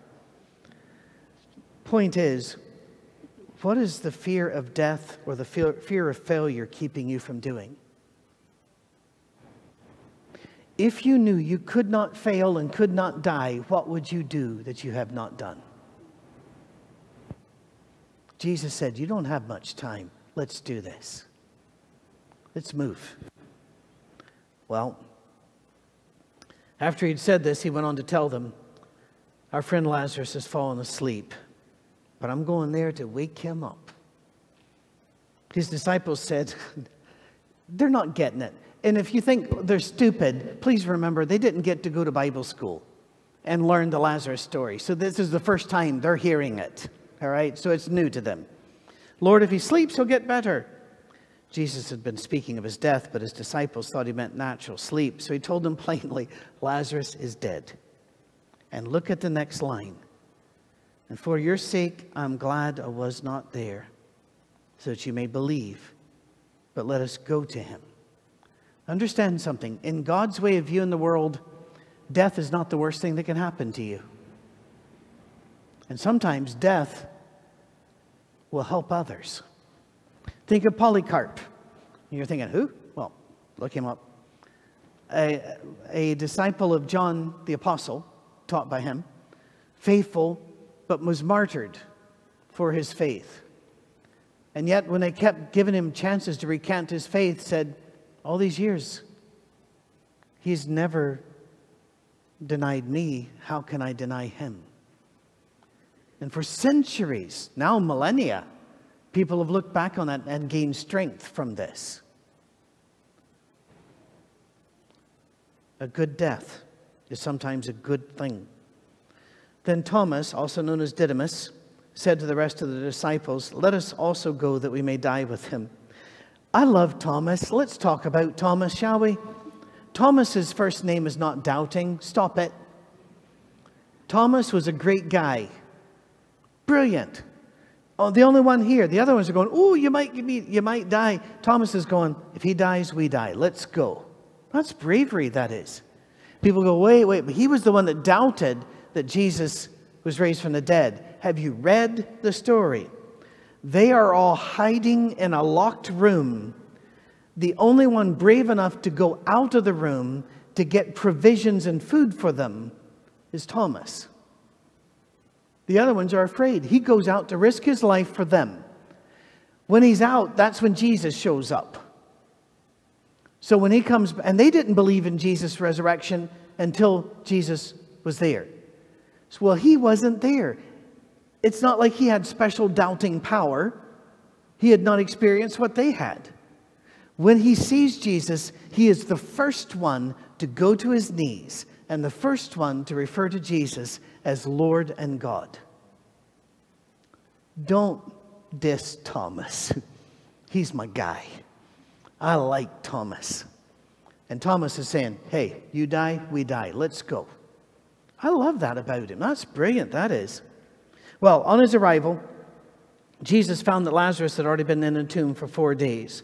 Now, Bethany was less than 2 miles from Jerusalem. Wasn't that hard to get there?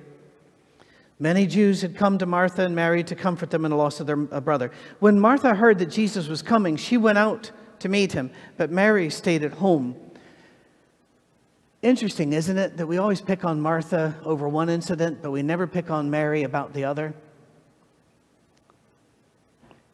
By the way, ladies, if you like cleaning your house and cooking and stuff, if you like it, you have probably been beaten on the head with this Martha, Martha stuff.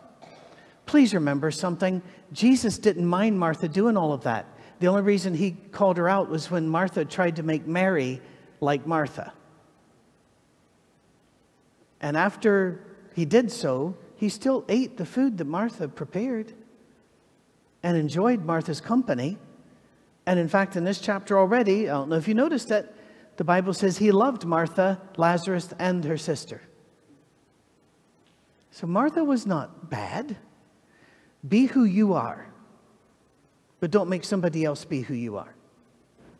All right, that said, let's go back. When Lord, Martha said to Jesus, if you'd been here, my brother would not have died.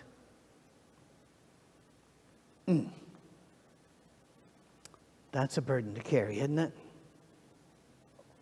She goes, but I know that even now God will give you whatever you ask. That does not mean she is asking him to raise her brother from the dead. She doesn't think that's possible. She's never seen it, never heard of it. That's not the point. Her point is saying, I still believe in you, even though you didn't ask for what we needed. You didn't do what we needed, but I still believe in you. Remember that line in Scripture, Lord, I believe, help me in my unbelief? Man, the number of times I put that in my prayers. Well, Jesus said to her, your brother will rise again. She answers, I know he'll rise again in the resurrection in the last day. And then Jesus looks at her and says, I am the resurrection and the life. The one who believes in me will live even though they die. And whoever lives by believing, listen, watch this carefully. Whoever lives by believing in me will never die. Do you believe this? He's asking her, do you believe that somebody who believes in me will never die when her brother is dead and she's clothed for mourning? Do you believe me or what you see? Do you believe me or what you feel?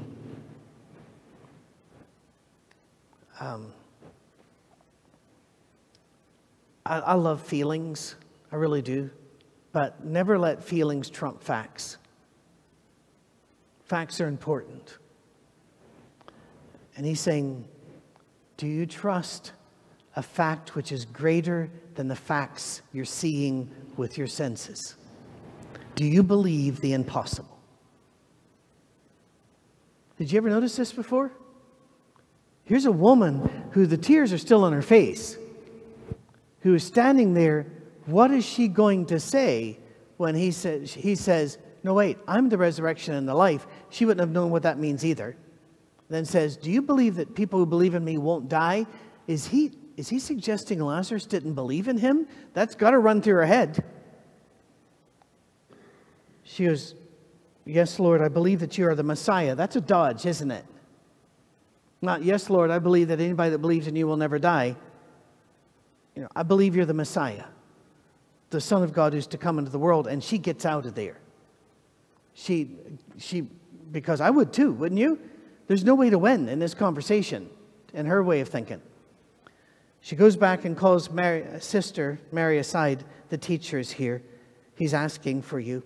I find that a very fascinating verse because I'm not sure if she's telling the truth.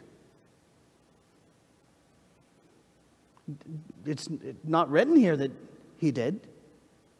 Maybe he did and it wasn't written, because John said Jesus did things that weren't written down. But how many times have we tried to get some people with us and not been quite straight with them so that they'll be on our side and get in a group? It's a human thing. Oh, churches do it so often. Let's say that they're not singing a song you like anymore.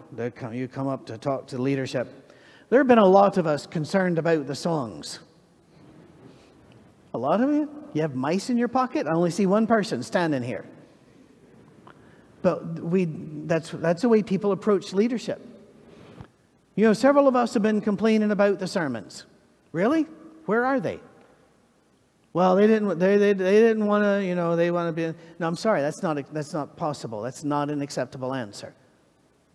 If you're speaking for others, who are the others? This is America. You have the right to face your accusers. You know, that's one of the reasons we had that wee tussle 200 years ago. That little misunderstanding when we taxed your breakfast beverage and you shot us. Anyway, I'm over it. I'm over it. Let's move on.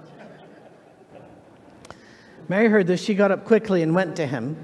Now, Jesus had not yet entered the village, but was still at the place where Martha had met him. Think about this. Jesus is hurting.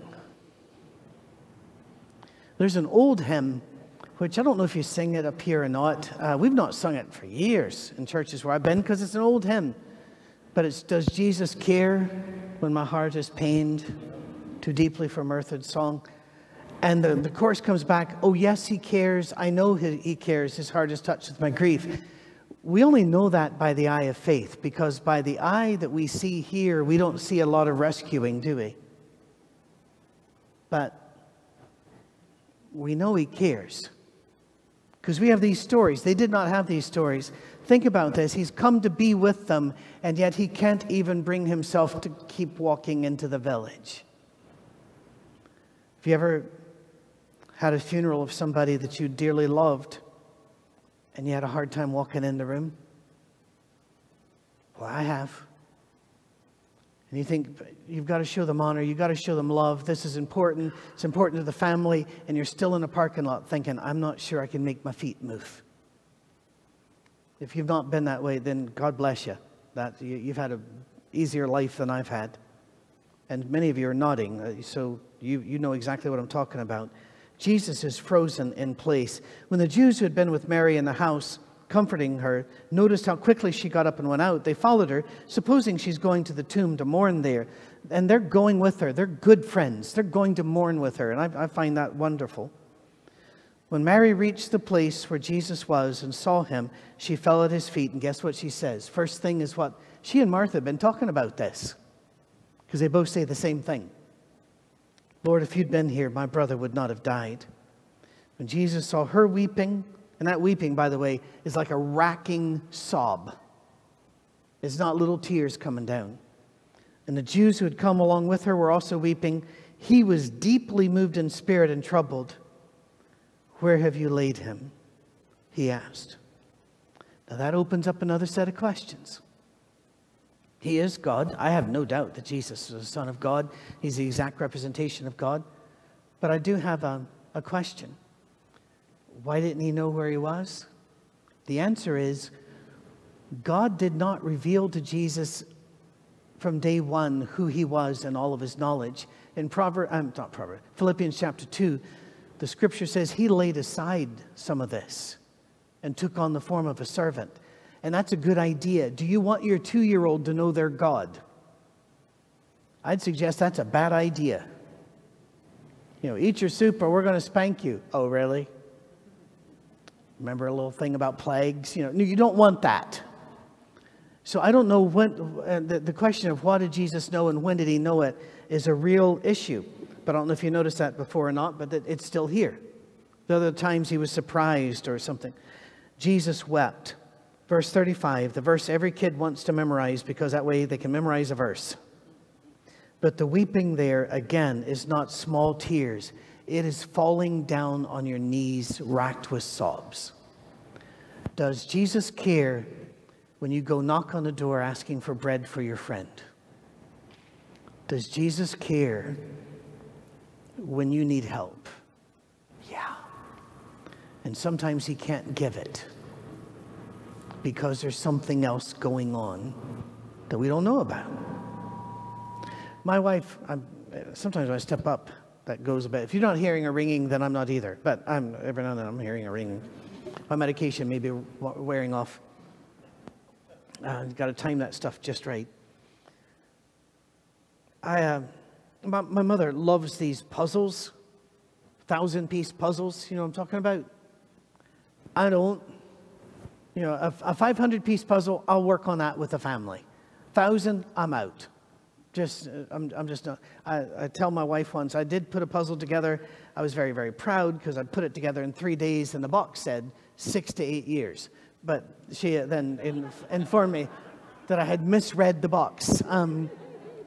It's not the only time I've done that. I can never forget when our new baby girl, and she came back in and said, did you change the baby? And I went, no, there's not enough stuff in there. And she goes, what do you mean? And I said, the box says 6 to 12 pounds. And she goes, no, that's not what it means. And so we had to have that discussion.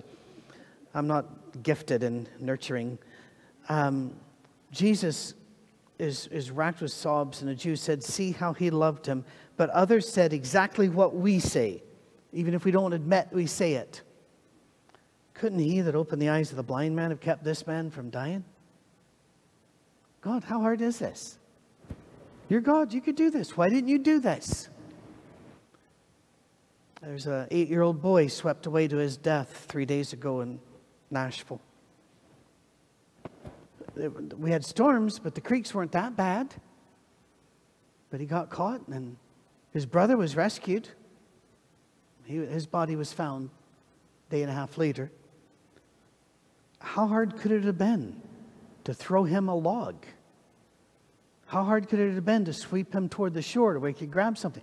Why didn't God do it? Let's be very honest. We ask those questions, and there's no answer to it except, do you believe anyway that God knows the story? These puzzles, we're all just a piece. We don't even have the picture on the box. God knows what it's supposed to be. God knows how it works. Have you ever tried to force pieces together?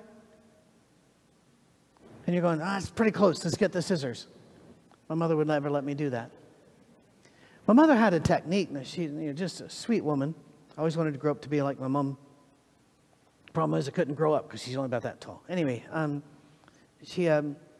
if she got stuck, she'd go away for a while, then come back to it with new eyes. And if that didn't work, she would go across the room and get on a chair and look at it from a different perspective. And she'd see the piece. And even as a little boy, it dawned on me, God can do that and we can't. We are little pieces, but he can circle around and see where the piece should go. And it's all right to go ahead and get mad at him. It's all right to go ahead and rail about this and knock on the door of the neighbor saying, this is what I want.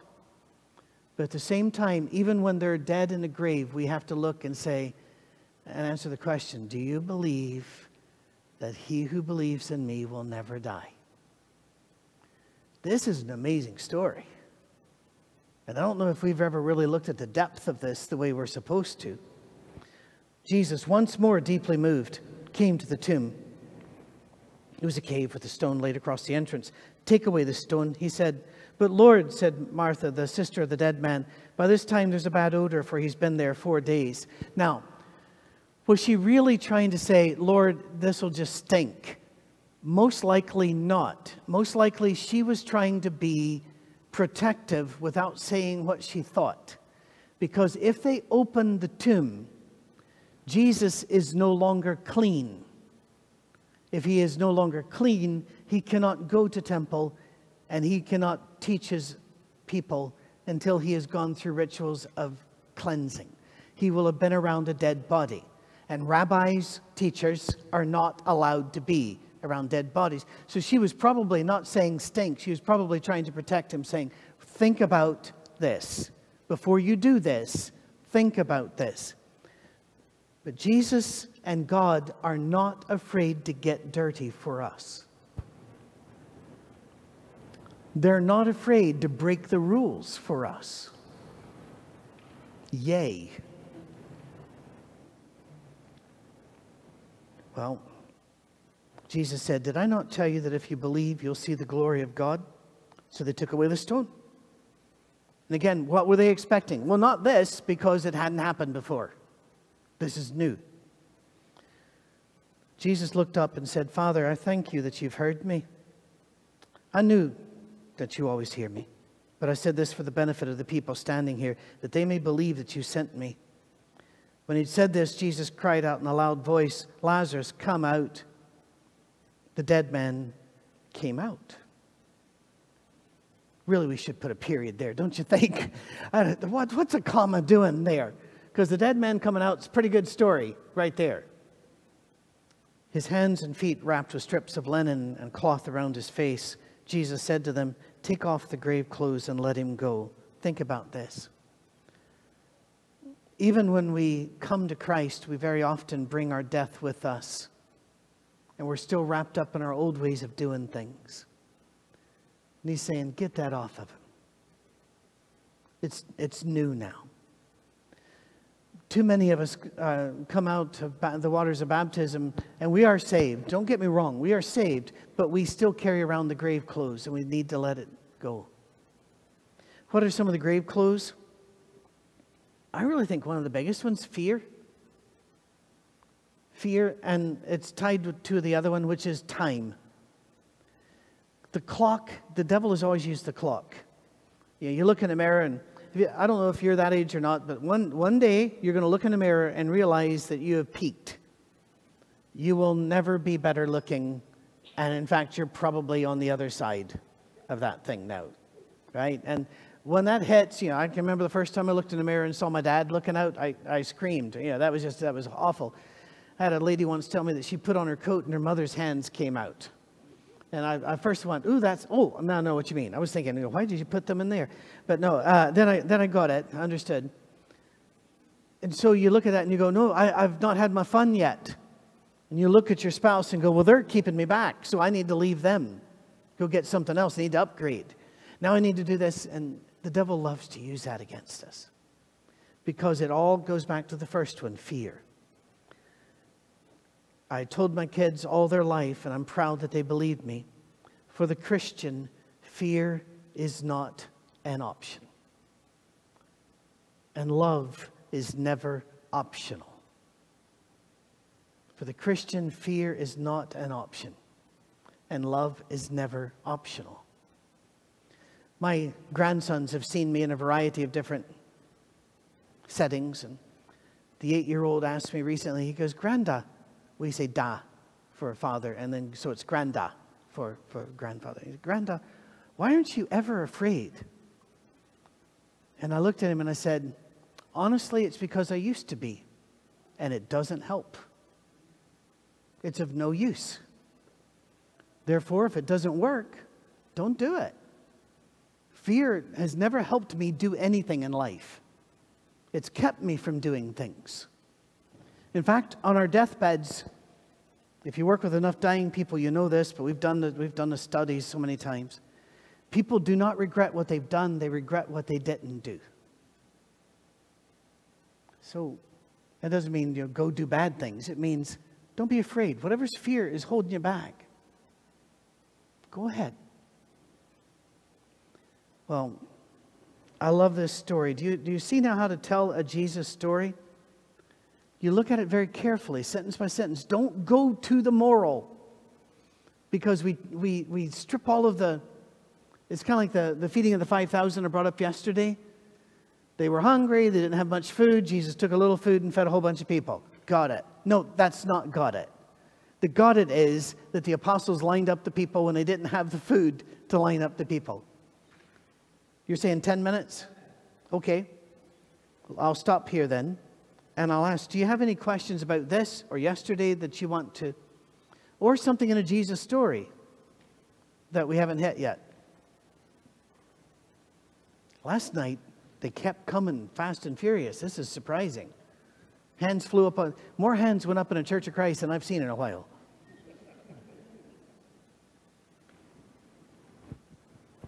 Had you seen or noticed what these stories meant before?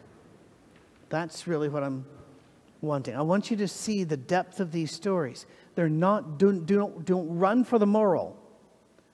Look for what the story means. What does it mean if Jesus says you have the power to bring peace and blessing to anybody you choose to? But if you don't, they don't get it. How does that affect your life?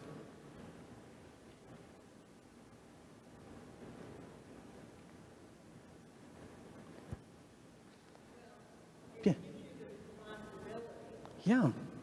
It gives you a responsibility. I think it even gives you a reason to get up in the morning. Because while your job might be, let's say you're a police officer, by the time you arrest them and get them to the station and do the paperwork, they're out. And you're thinking, well, then what's What's the point? Or maybe you're an accountant. You're putting data entry in and you're moving things from plus to minus columns and you're finding balances and you're thinking, what's the point? Or you're a school teacher and you're trying to teach kids. And education's a weird thing. Education's the only product that we want to get less than what we paid for. Cancel class, woohoo! Don't have to do the assignment, woohoo! And you're trying to get these kids to learn something and they don't want, and you're thinking, what's the point? The point is not what you do to earn your dollars. It's who you are as you earn your dollars. What is your real mission? Yes, ma'am.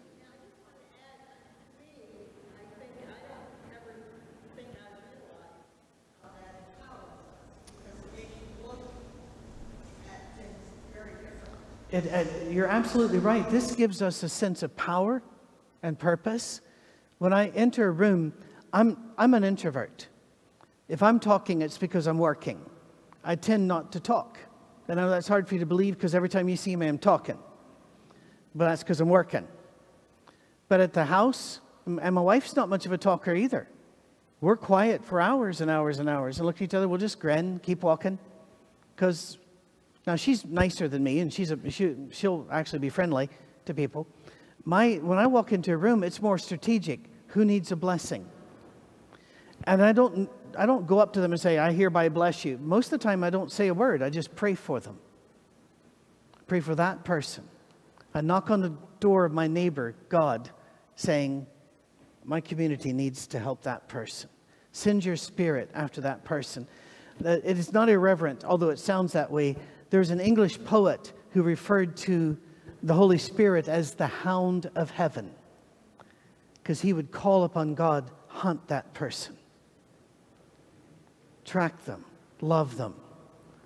Because many times, like I'll be in the airport on Thursday, Lord willing, and I'll be, there's no direct flight back out when I needed to get out, so I'll go to Chicago and then down. I'll have many opportunities to be in rooms, but I'll probably never not have time to form a relationship and change their life. But what I can do is start God on the trail, saying, hey, God, wake up.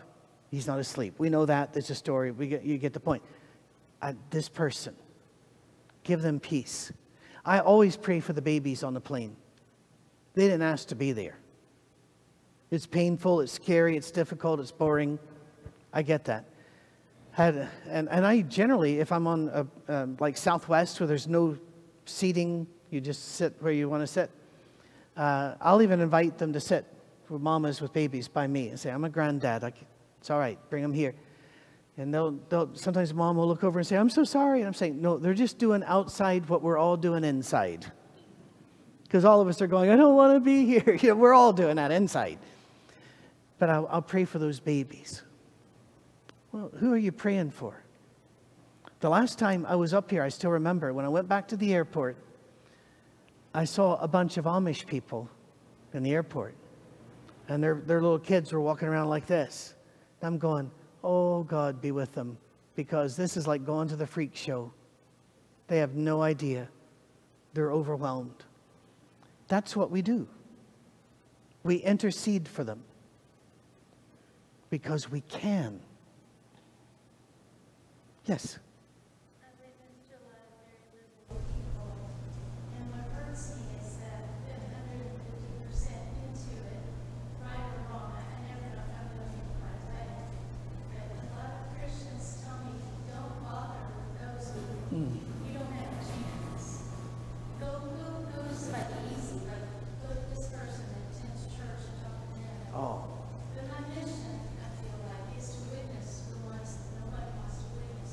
And the idea of I want to go witness to those that looks like it's not working. Is that a waste of time? No, Jesus had a line for that, which we don't really get. He said it's bread on the water. He says, you throw bread on the water, it will come back to you. The reason we don't get that is because we don't live in a first century fishing village. What you would do, bread was precious, but you'd retain some of the bread, and every day go out to a certain section, it has to be the same section, and throw the bread. Just do that every day. Then one day you will go out, and instead of throwing bread, throw the net. the fish will have learned to come there. Over time, it looks like you're wasting. You're not wasting. Over time, they'll be saved. I want you to think of Jeremiah. His entire ministry looked like a failure. You would try to point to a success of Jeremiah. Nope. In fact, God even told him, you're not going to get to harvest. You don't even get to plow. You're going to be pulling the rocks out of the field. Somebody else will come along and plow. Somebody else will come along and plant. Somebody else will come along and harvest. Your job's pulling rocks. God didn't put it quite that way, but it was very blunt to him. It looks like your life is going to be a waste, and it did, because Jeremiah dies on the way to Egypt. It doesn't look like anything he preached worked. But his words kept a remnant of faith. You don't get to see the end of the story. And I often remind people of this. We are part of the story, but we are not the point of it. Our job is to advance the story and let God keep going. All right, you ready to bring them back in, Chief? 2 minutes. All right, by the way, when you hold up two to a British individual, go this direction. Because when it's the other direction, it's an obscene sign. I'm just saying. He held up, I was going, oh, sorry. I will not ask anymore. There we go. There. Yeah, separate them. There we are. Fair enough. Yes, sir. Jesus and God are not afraid to get dirty for us. That's right.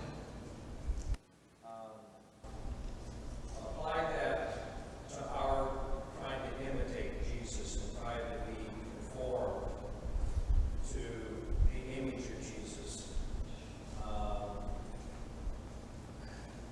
Okay. Being a Christian is messy because we're going to get dirty with people and for people. Absolutely. Christians often are terrified that they're going to be polluted by proximity. If I get close to these people, I might be in trouble. Or other people might think I'm in trouble. I can remember we would have people come over to Scotland, ministers, and we'd be driving, is there any place to eat around here? They're getting hungry. And I'm saying, yeah, the pubs. Well, we can't go to the pub. I'm going, well, then you're not eating, because there's nowhere else to eat. Because there's got to be another place. Actually, there isn't. Some of them would even go so far as, would you go in and bring out the food for us? Sure. So I'd go in and eat. Then I'd bring out their food. I just goes, right, they can't go anywhere. They can't drive on the left-hand side of the road, so I'm safe. There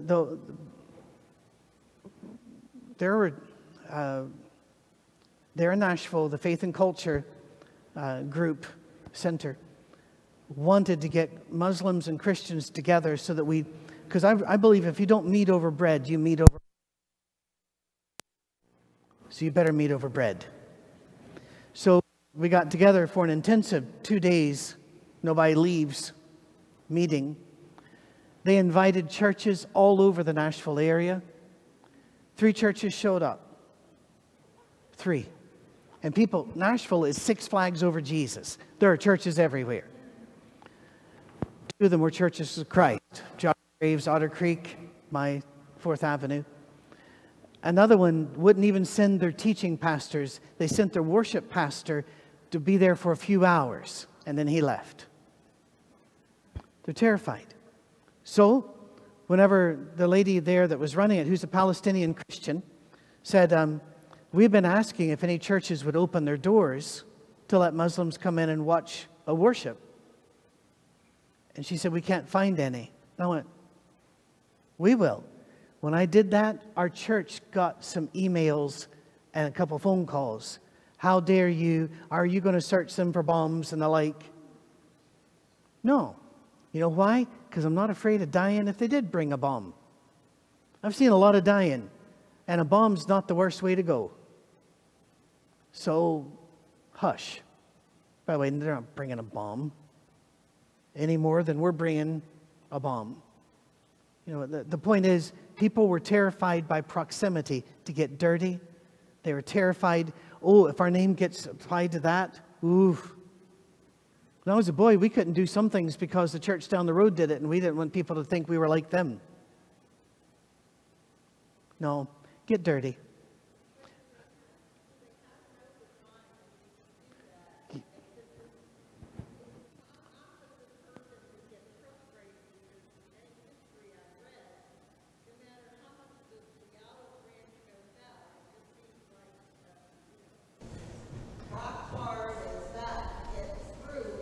Well, let me give you encouragement, and I'll let this be my last. They don't know anything about Jesus. They think they do because he's in the Quran. But the Jesus in the Quran isn't this Jesus. So during this time, when they first walked in, I would say half of them looked at me not as hostile, but as you're not safe. You know, and they were. But by the end of the first day, they were saying, "Well, what do you think about this?" And I would say, "Let me tell you Jesus' story." They were fascinated by the Jesus stories. Their eyes would light up. They would ask a follow-up question.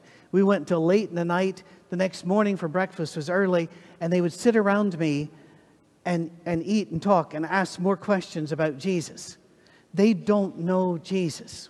Now, do I expect them to become Christians? No.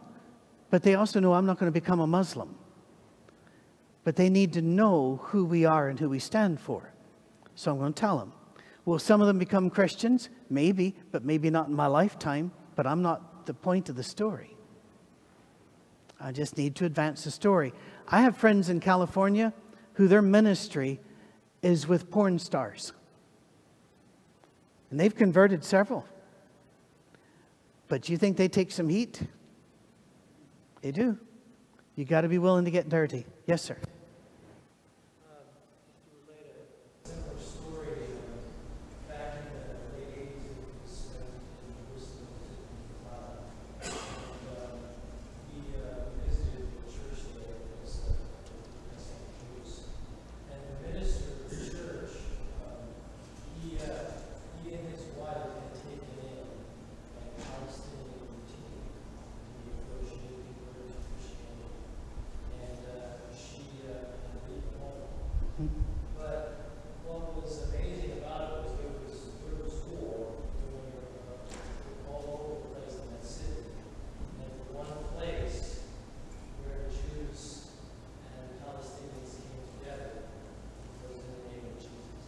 You're right.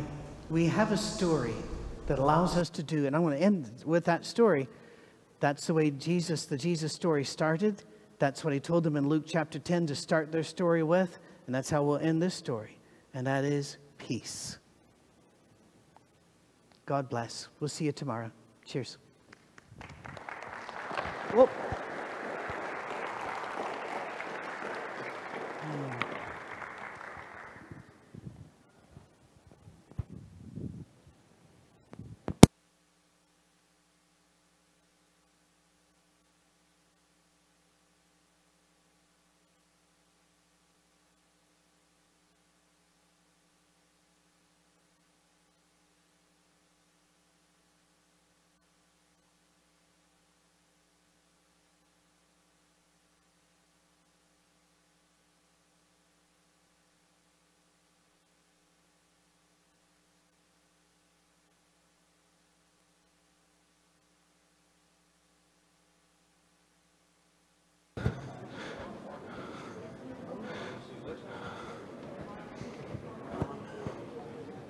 Oh,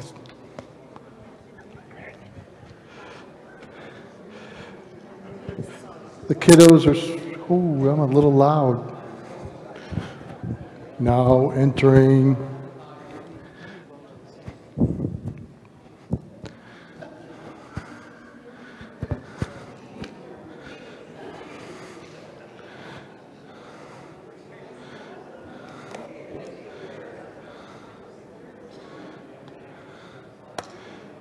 Nate, I need to go probably down a little.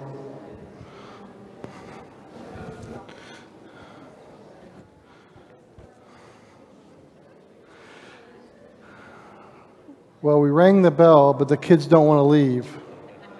So I don't know if the classes are that good or it's that bad in here. I'm not sure which. I'm lonely, Robin. Yep. So for your entertainment, Bud's going to come up here and sing and dance.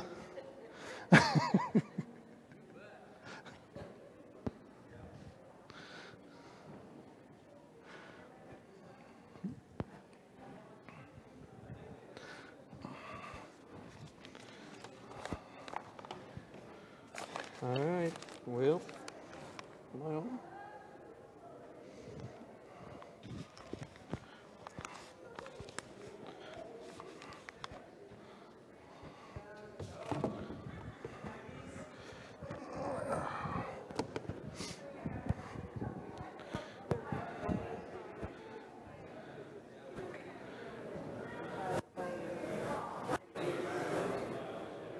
All right.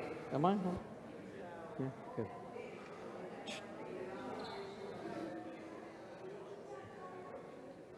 Watch those balloons there, buddy. All right.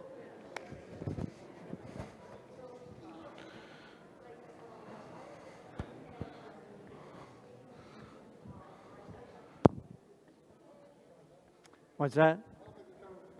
Are not coming back. Yeah, we should have known. Wait. 10 minutes. Just turned it into 20. What's that? That's all right. Here they come. All right, we got some kid sightings.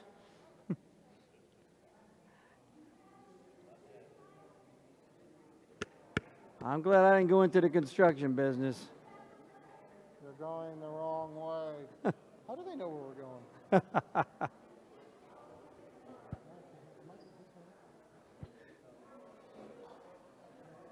Now it is. Come on in, grab a seat. We were getting lonely, getting worried.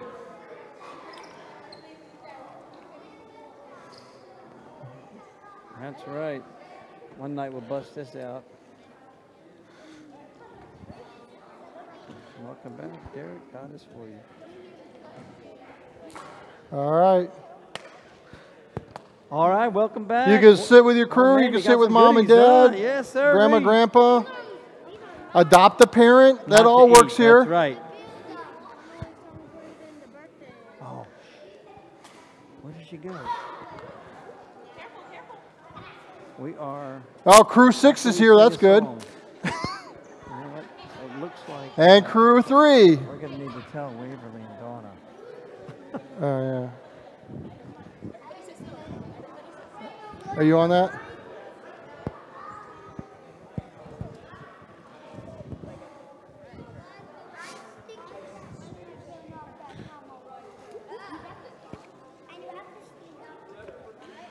Come on in, come on in.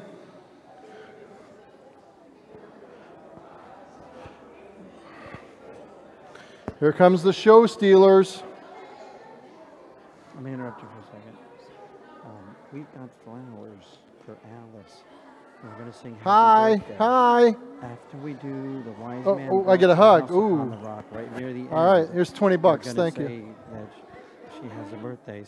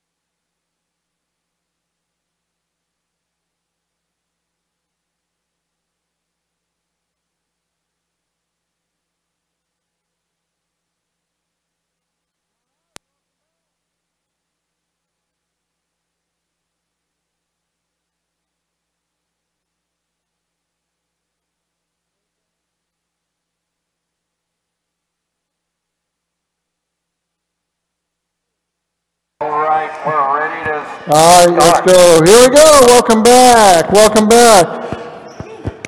We had some fun tonight, I hope. I need to be. All right. I think you went some games and some crafts and some snacks and a Bible lesson. That's great. That's great. You guys had marshmallows, I heard. Yes? marshmallows. That's a marshmallow. I think that's packing material, but hey, welcome. Go ahead and eat it. We're going to get started here. I think we have a guest coming back, right? We got our guest coming back. We got our guest coming back. I think it's Derek and Brandon time. Everybody, let's get up. Let's go. Everybody up. Everybody stand up. All right. You guys. Come on, clap your hands. Here we go. That's it.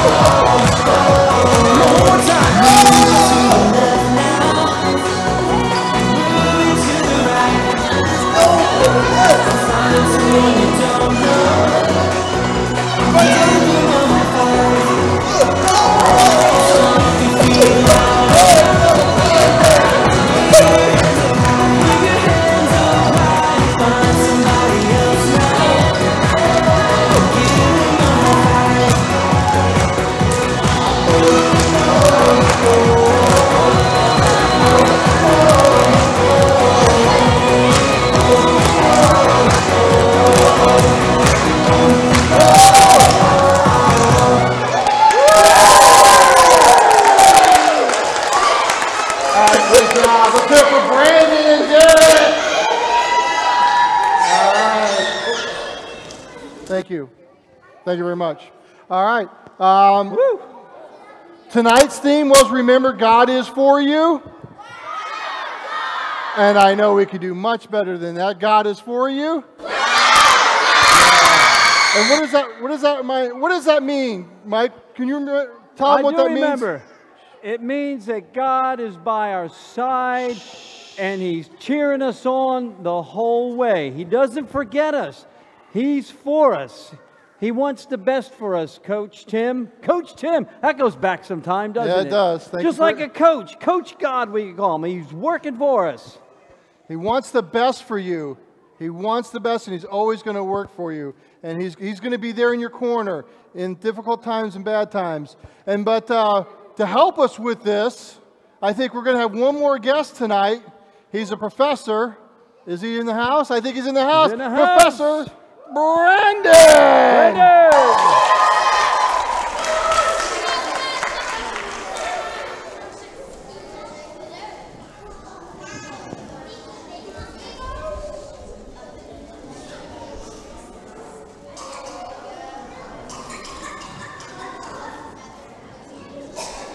So today, I brought a high-tech, very sensitive, and fragile device to share with you. You have to be careful, okay? Just be careful. This is called an electroscope. Everybody say, ooh, ah. It's a device that indicates the presence of static charges or electricity. Very scientific. Where's everyone at? Let's use my powerful contraption to explore more about our Bible. So let's say this balloon is you. Let's say this balloon, thank you, Jerry. Let's say this balloon is you, and this balloon is a friend. Notice how they're together. Let's let them hang out. Notice how they're together. You got a little couple. You got it there. You might even say they're supporting each other. They're next to each other. Kind of like you being side by side with your brothers. They're side by side. I remember that one time where Dylan called me out, right? So what I want you guys to do is turn to a Maker Radio crew and talk about a time today at the Maker Fun Factory when someone was for you or on your side. Maybe they cheered for you during games or maybe alone. Go ahead and talk among yourselves when you guys are for each other.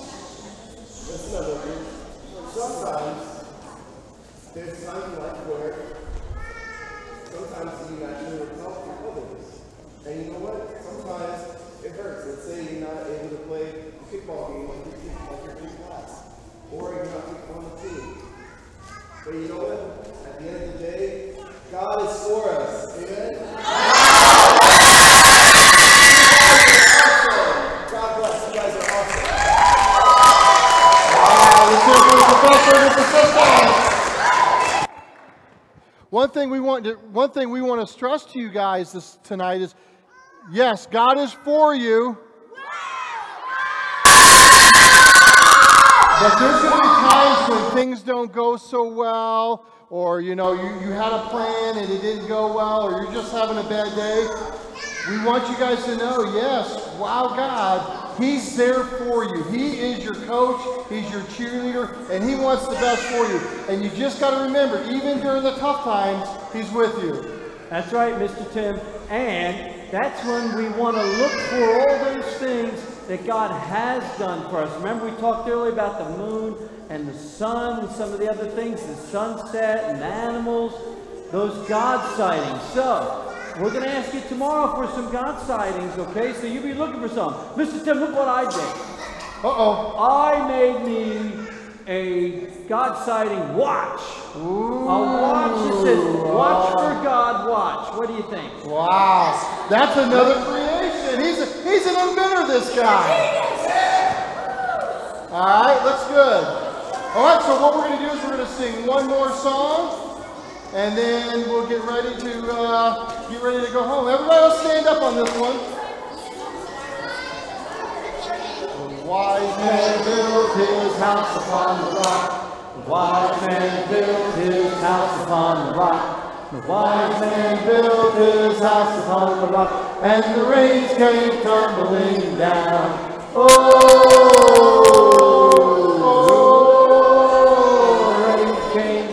And the flood came up, the rain came down, and the flood came up. The rain came down, and the flood came up, and the wise man's house stood firm. The foolish man built his house upon the sand. The foolish man built his house upon the sand. The foolish man built his house upon the sand, and the rain came tumbling down.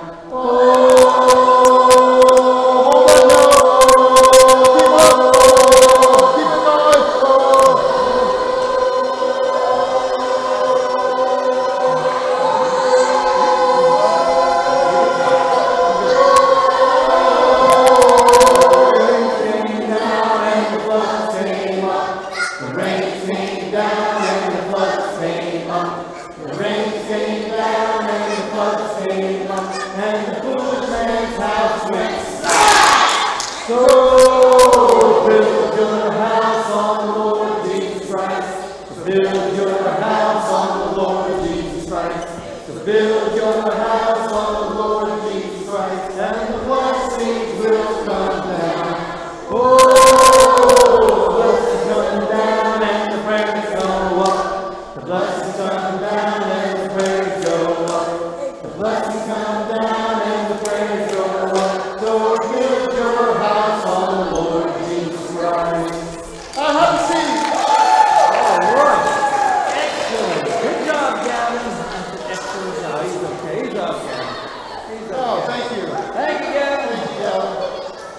Mr. Tim? Yep. We got one more song we have to do. Whoa! A very special song that we have to do, and we're going to need everybody's help. We're going to need your help on this song. That means the kids here and the older kids in the back, we're going to need their help as well, Mr. Tim. There's a special day that was yesterday. Yesterday. And we